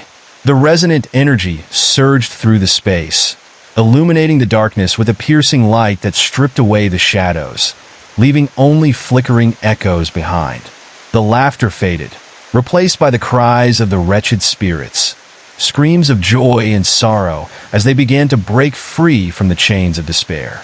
Suddenly, the ringmaster's silhouette emerged from the darkness, out, rage and toxicity swirling around him like a black storm. "You think you can end this?" he howled, rage filling the air. But my newfound allies pushed toward him, their combined light creating a barrier that forced him to recoil. With a determined thrust, I concentrated the energy, feeling it channel from my very core, becoming a whirlwind of radiance. "This is our time. This is our freedom," I yelled, and the very air vibrated with my declaration. The shadows screamed, collapsing under the brilliance of our combined light, while the ringmaster's figure fragmented, breaking apart as if made of glass, dissipating into nothingness. One final ear-piercing shriek echoed, ripping through the remnants of the chaos before falling silent. And in that ultimate moment, the world shifted around me once more. The room blurred, colors blending together before exploding into a kaleidoscope of light. When the dazzling radiance faded, I found myself standing in a tranquil meadow bathed in soft sunlight, the breeze whispering through the blades of grass, carrying the scent of blooming flowers. I fell to my knees, overwhelmed, gasping for breath, the weight of what had just transpired crashing down around me. Every trace of the carnival had vanished, replaced by a serene landscape, but I knew it came with its own kind of darkness. "It's not over," I whispered to myself, the warning lingering like a shadow in my heart, knowing that somewhere out there, the remnants of the ringmaster's curse still existed, lurking, waiting, watching for the moment when I might falter. Determined, I stood up, squaring my shoulders against what lay ahead. The spirits I had battled with would forever be a part of me, guiding me through the darkness, lending their strength. But as I stepped forward into the meadow, I couldn't shake the feeling that the haunting laughter still echoed somewhere in the winds, a reminder that true freedom was never as simple as stepping away.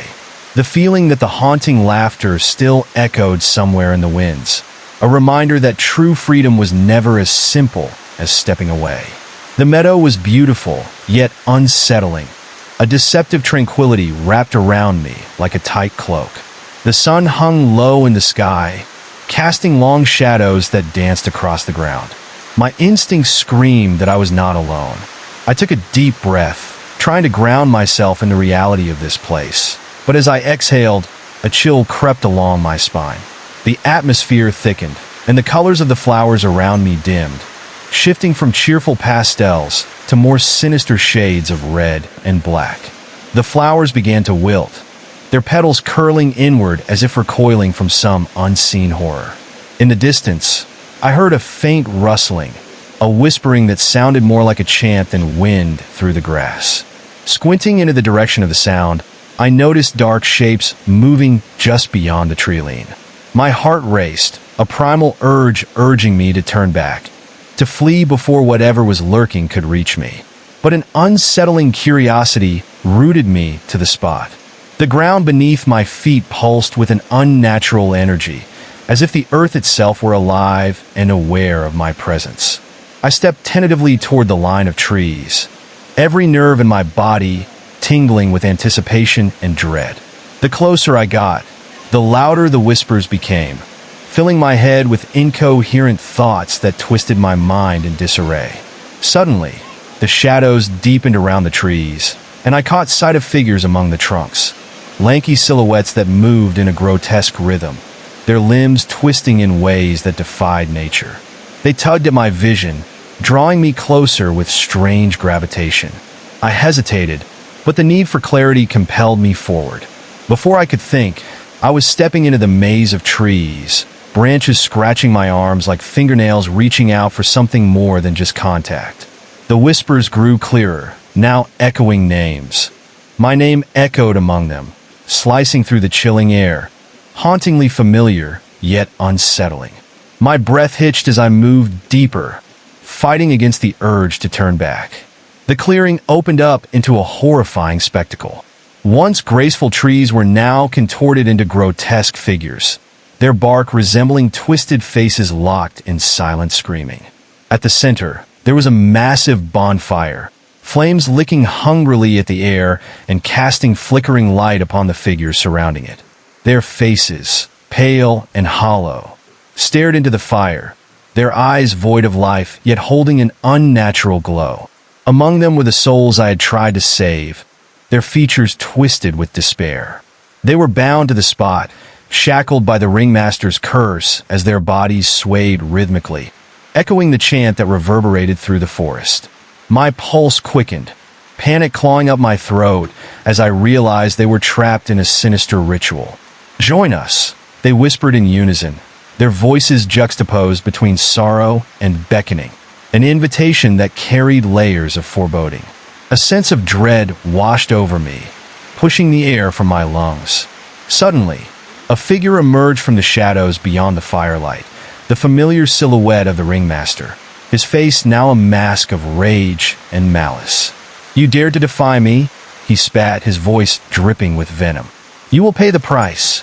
I stumbled backward, heart racing, but the twisted faces of the trees seemed to close in around me, trapping me in this nightmarish vision. The ringmaster stretched out his arms, and as he did, shadows poured from his fingertips, swirling like ravenous serpents, hungry for my energy, eager to reclaim what had been lost.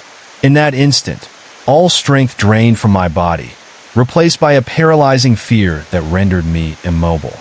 I felt the earth tremble beneath my feet as the figures in the clearing began to move, their heads turning in unison, snapping their gazes upon me with grotesque grins. "Embrace the dark," they chanted, a malicious harmony that danced in the air like a haunting lullaby. The fire's glow flickered, the flames twisting and pulsing as if aware of the dread surrounding them. My heart raced as an invisible force began to pull me closer, dragging me toward the fire, the heat engulfing me, threatening to swallow me whole. It was as if the shadows spoke a language I could not comprehend, but somehow, deep down, I understood. They wanted my essence, my fear, to strengthen their hold on the world. With a surge of adrenaline, I fought against the pull, digging my heels into the ground. "No!" I screamed into the night, the echo of my voice swallowed by laughter that rang out around me like a death knell. But deep within my heart, I felt that surge of light, that flickering energy that had once helped me break free. Digging deep, I called upon it, feeling warmth radiate from within as I focused on the spirits trapped alongside me. "You are not alone," I shouted, trying to reach out to them, hoping to rekindle their fading spark. Suddenly, a rush of energy shot through me, igniting the air with a brilliant light that instantly turned the surrounding shadows back. I felt the chains of fear begin to crack as the chanting transformed into panicked gasps. The spirits around me stirred, their faces contorting in surprise and hope. "Together," I urged them, holding my hands out to their ghostly forms, the shimmering brilliance becoming a tangible force of resistance. The ringmaster snarled, fury etched across his pale face as he realized his grip was slipping. The shadows recoiled from the light as it erupted around me, illuminating the night like a starburst. The fire sputtered, flames retreating from the brilliance, and the unnatural forest began to tremble as if it were alive with the struggle between light and dark. The spirits swirled around me, their ethereal forms intertwining with the shimmering energy, adding to the brilliance that threatened to overwhelm the shadows. With a renewed sense of determination, I stepped toward the bonfire, shouting, "We will be free!" The ground shook violently, and I could feel the energy surging through the air, leaving goosebumps along my skin. The ringmaster raised his hands, desperate to maintain control, but the shadows began to snap and distort, losing their form as the light forced them to dissolve. No, you cannot escape, he bellowed, furiously waving his arms as shadows slithered back toward him. But it was too late. The brilliance continued to grow, engulfing everything in its glow, while I felt my spirit expand, free from the weight of darkness. Then, with one final surge, the light exploded outward, a radiant wave that washed over the clearing. The twisted figures cried out in agony as the nightmare crumbled away, returning to the void while the ringmaster's final screams faded into the ether. As the chaos settled, the forest fell silent, the shadows dissolving like mist in the morning sun. I stood in the clearing, breathless and trembling, surrounded by glowing motes of light that flickered like distant stars. The faces of the spirits materialized around me, now free from their torment, expressions transformed into relief and gratefulness. "Thank you," they whispered softly, voices echoing around me like a warm embrace. But despite the victory, a quiet dread still hung in the air as if the darkness had not truly been vanquished. Looking around the remnants of the clearing, I felt the weight of shadows lurking just beyond sight. The danger may have diminished, but I knew it had not vanished. The fires faded, leaving only embers, their dull glow reminding me that darkness would always find a way to linger. As silence settled over the clearing, I heard a faint whisper carried by the wind, a promise that the battle was not yet over, that the ringmaster was still out there, hidden in the shadows, waiting for the perfect moment to strike again. Gathering my courage, I took a deep breath, ready to face whatever lay ahead. I had freed the souls, but I also knew the haunting laughter would never truly leave me. "I will not back down," I vowed, stepping away from the clearing and into the uncertain path that awaited me, knowing that facing the unknown would be my only chance to finally break the cycle of fear and reclaim my life. The cycle of fear and reclaim my life. But as I stepped away from the clearing, the soothing breeze carried a chilling whisper that made me second-guess myself. The flutter of leaves now sounded like quiet tittering, and the shadows between the trees seemed to pulse with a life of their own, enticing me back into their clutches. A knot grew in my stomach, and instinctively, I glanced back over my shoulder, half expecting to see the ringmaster back in his menacing form, ready to reclaim what he had lost. Ahead of me, the path wound deeper into the forest, twisting and turning like a serpent. With my heart pounding, I pressed forward, even as dread clawed at my senses. Every step felt heavy, as if the ground beneath me was trying to hold me back. The air was thick with the scent of damp earth and decay, a reminder of what lurked in the shadows. As I navigated through the trees, I felt their gnarled branches reaching out like skeletal fingers, trying to ensnare me. I swatted at them, but it was more than the physical threat that troubled me. My mind wandered to the spirits I had freed. Their hollow eyes and desperate cries echoed in my memory. Had they truly escaped, or were they still lingering, trapped between light and darkness, caught between my own choices? A flicker of movement at the corner of my eye made me freeze. I turned sharply, scanning my surroundings. Branches swayed, but there was no wind. An unsettling silence enveloped the forest, as if it was holding its breath. Then I saw it. A figure, cloaked in shadow, stood just beyond the trees, half hidden and watching. My heart raced, adrenaline igniting my senses. It was the way it stood so still, so intent, that filled me with unease. A creepy familiarity washed over me, as if I recognized it from nightmares I couldn't quite remember. I took a hesitant step back, but something rough snagged my foot, and I stumbled, falling to the ground with a thud. "You think you can escape me that easily?" came a voice, harsh and echoing, the very sound sending shivers down my spine. It was the ringmaster, but it sounded different now. It had an edge that cut through the air, raw and jagged. My blood ran cold as I scrambled to my feet, gathering my wits, but my body felt like lead. I turned and raced down the path, branches clawing at my arms and tugging at my hair. I could feel the cool breath of the darkness behind me, chasing me, an insatiable presence that sought to pull me back into its grasp.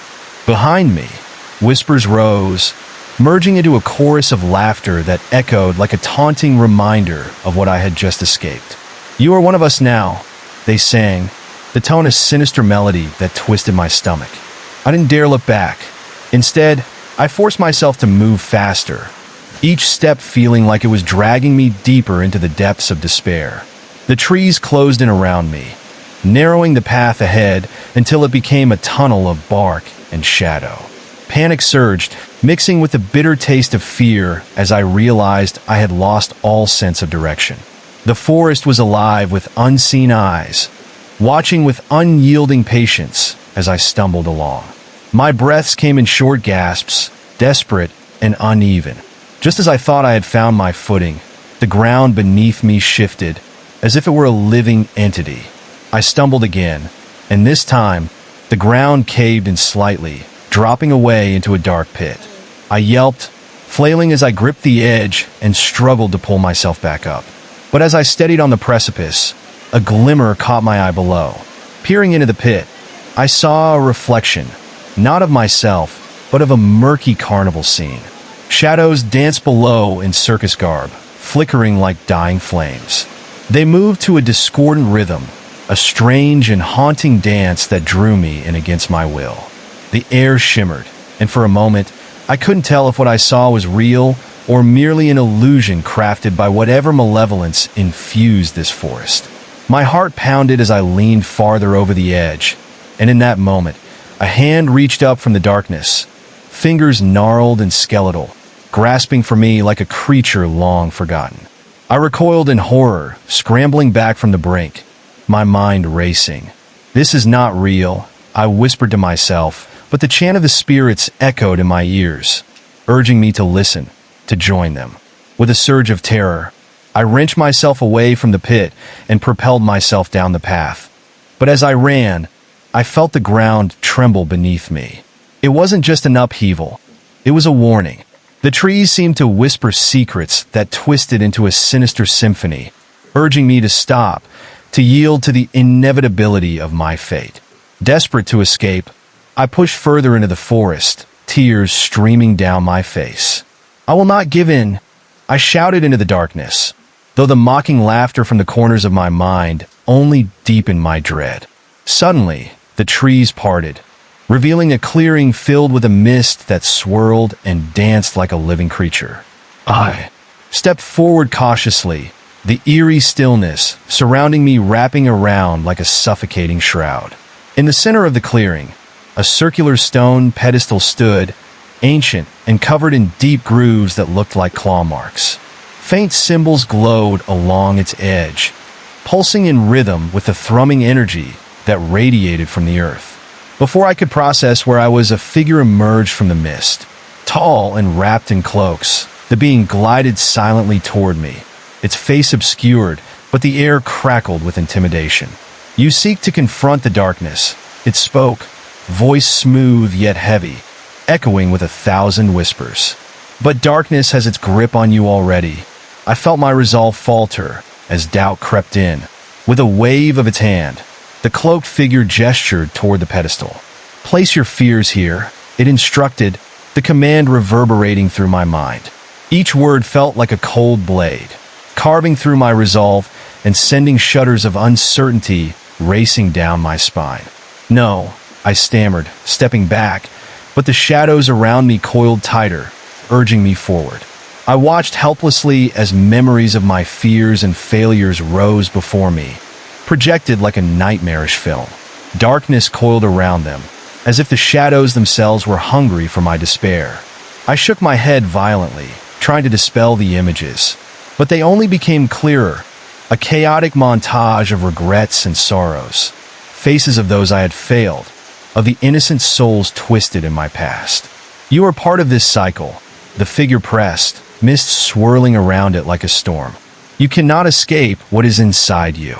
As I stood rooted to the spot, a powerful sense of foreboding washed over me. I felt the pit of my stomach drop as the shadows around me began to rise, weaving and swirling together, forming shapes that echoed my darkest fears. The ringmaster's horrifying visage reformed among the writhing mass, snarling at me with eyes like smoldering coals, an expression of unrelenting malice that sent chills racing through my body. "You think you can free them?" he hissed, voice dripping with mockery. "You belong to me, bound forever by your own heart." In that acutely suffocating moment, I realized the truth in his words. A bitter, understanding gnawed at my gut. Every ounce of my energy felt drawn toward him, like a moth to a flame, but I refused to yield. My pulse quickened wildly as the clamor in my mind erupted. I gathered every remnant of strength, every essence of light I could muster, and yelled out into the shifting shadows. "You do not own me. I am more than my fears." The echoes reverberated in a deafening silence, surging with the power of 1,000 voices. The darkness recoiled slightly, its grip wavering, and for the first time, I could feel the energy of the trapped spirits around me, urging me to push harder. "We are more powerful together," they urged in unison, their voices rising above the encroaching shadows. I felt the weight of their despair meld with my own fear, creating a radiant force that crackled in the air.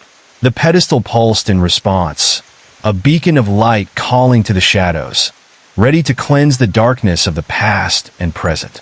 Fighting against the burgeoning fury, I lunged toward the pedestal, driven by the collective strength of the spirits that lay in the depths of my soul. I slammed my hands down on the cold stone, the energy thundering around me, and let the flood of my fears pour out in a cacophony of anguish. The shadows writhed, disintegrating under the blinding light, howls of rage rising as they fought back. But I held firm, channeling every ounce of hope I had into that singular moment, refusing to be consumed. And as the darkness twisted and fell away, I felt a rush of air like a storm, washing over me and lifting me up. The figures around me dissolved into motes of light, their cries turning from agony to jubilant release. With one final, devastating roar, the tendrils of shadow shattered into fragments, scattering like ash in the wind, leaving behind remnants of the ringmaster's laughter as echoes fading into nothingness. Suddenly, the mist cleared, revealing a peaceful landscape bathed in golden light. The air tingled with a sense of freedom, and I knew the battle against the ringmaster had been won for now. But deep inside, I felt the lingering echo of his presence, a reminder that the darkness could return. Stepping back from the pedestal, I realized the journey was far from over. If I wanted to truly break the cycle, I had to confront my own heart, learn to embrace both the light and dark that resided within me.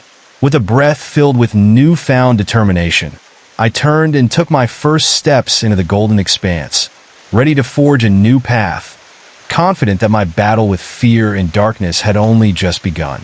I stepped forward into the golden light, but the brightness did not ease my tension. As I moved, the landscape shifted around me, an unsettling fluidity that made the ground ripple like water. An unease settled in my gut, warning me that this new place was not as welcoming as it seemed. The golden glow enveloped me, yet I felt the shadows lurking just beneath the surface, whispering threats that sent chills crawling along my spine. In this strange realm, I came across a series of mirrors standing tall and crooked, their surfaces shimmering and distorting the light. A low, melodious hum resonated from each one, like a beckoning song that filled the air. As I approached, I could swear I saw flickers of movement in the glass, distorted versions of myself caught in eternal wailing. These reflections twisted my features into grotesque shapes, mouths open in silent screams. Each mirror glared back at me, desperately trying to pull me into their hellish reality, a reflection of the fears I thought I had conquered. I could feel the ground shift beneath my feet as I moved closer, curiosity battling my instinct to flee. "Look into me," one of the mirrors whispered, its voice echoing with 1,000 echoes. "See your true self." My heart raced, unsure of what I might find if I dared to gaze into the glass. But long ago, I had promised not to run from my fears again. So I leaned closer, my breath catching in my throat, and peered into the reflective surface. What stared back was not just my face. It was a raw representation of all my pain, losses, all the moments where I felt trapped and scared. I saw images of the ringmaster or shadowy figures dancing grotesquely, emerging from the depths of my own torment. Each wretched laugh echoed in my mind, a cacophony that threatened to drown me in despair. In that moment, the fear surged, clenching my throat like a vice. But there was something else, too, an ember of resilience flickering amid the chaos. I remembered the spirits I fought for, their voices uniting with mine, urging me to resist. "I am stronger than the darkness," I murmured, forcing the words through the suffocating dread. The mirror warped as my resolve solidified, melding the horror into a fractured image of acceptance. Suddenly, the serene glow flickered, and shadows began to converge around me. The ground trembled, and the mirrors cracked under the pressure. "You think you can leave?" croaked a voice from the swirling dark, a blend of the ringmaster and the many spirits I had encountered. It felt like they were everywhere, closing in, their laughter a menacing symphony wrapping around me like a noose. With each pulse of laughter, I felt the weight of despair creeping back, the threat of succumbing to the darkness I had just triumphed over. The force of their collective anger sent a wash of dread, threatening to pull me back into that nightmare. But this time, I refused to let fear take over. "I will not be your puppet anymore," I screamed into the tumultuous shadows. The golden light erupted around me, setting an inferno in motion. The very fabric of the realm began to unwound. The ground buckled and the mirrors shattered, sending shards of glass flying in every direction. An overwhelming wave of energy surged through me, feeding off my defiance. The shadows shrieked, their sounds discordant and shrill, scrambling back as they lost their grip on the world they sought to reclaim. I felt the connection to my fears weaken, fraying at the edges like a tattered string, and a newfound clarity washed over me. In that moment, I understood that my battles were not just against external forces, but the internal shadows whispering lies of worthlessness and despair. Suddenly, a blinding flash enveloped me, and I felt the pull of gravity shift. I could see the shadows dissipate, twisting into vaporous billows before vanishing entirely. The mirrors clattered to the ground, broken shards glittering in the golden light, each one a fragment of the past, a reminder of the battles fought and wounds healed. As the light receded, I found myself standing in a hollow stillness where nature stretched freely, uncorrupted by darkness. Trees grew strong and tall, their branches reaching toward a sky dappled with sunlight. It was tranquil yet eerie, the echoes of laughter long faded, and a profound weight lifted from my shoulders, leaving only an unsettling awareness of how close I had come to being consumed. But the calm did not last. The air crackled with tension, and I sensed the whispers of uncertainty circling me like vultures. I felt that somewhere in the depths, the ringmaster lingered, waiting, plotting his return. As I wandered through the remnants of the forest, an unsettling rustling caught my attention, a sound like shuffling footsteps lurking just out of view. With my heart hammering in my chest, I quickened my pace, glancing back over my shoulder to catch a glimpse of my pursuer. Shadows flickered at the edge of the light, slithering along the ground, trailing behind me like a dark reminder of what I had faced. They clung to the corners of my vision, a constant threat that loomed just beyond my reach, ready to tug me back at the slightest sign of weakness. I took a deep breath, summoning every ounce of courage as I continued my path through the unsettling terrain. Though the light had triumphed today, I knew the fight was hardly over. In the recesses of my mind, the laughter of the shadows echoed, a persistent reminder that I carried their weight with me. Perhaps the true battle lay not in vanquishing them entirely, but in learning to coexist with the darkness while nurturing my own light. And as I pressed on, I vowed to carry that fierceness with me, mindful of shadows that could never fully be erased. This was only the beginning. I was ready to face whatever awaited in the unknown.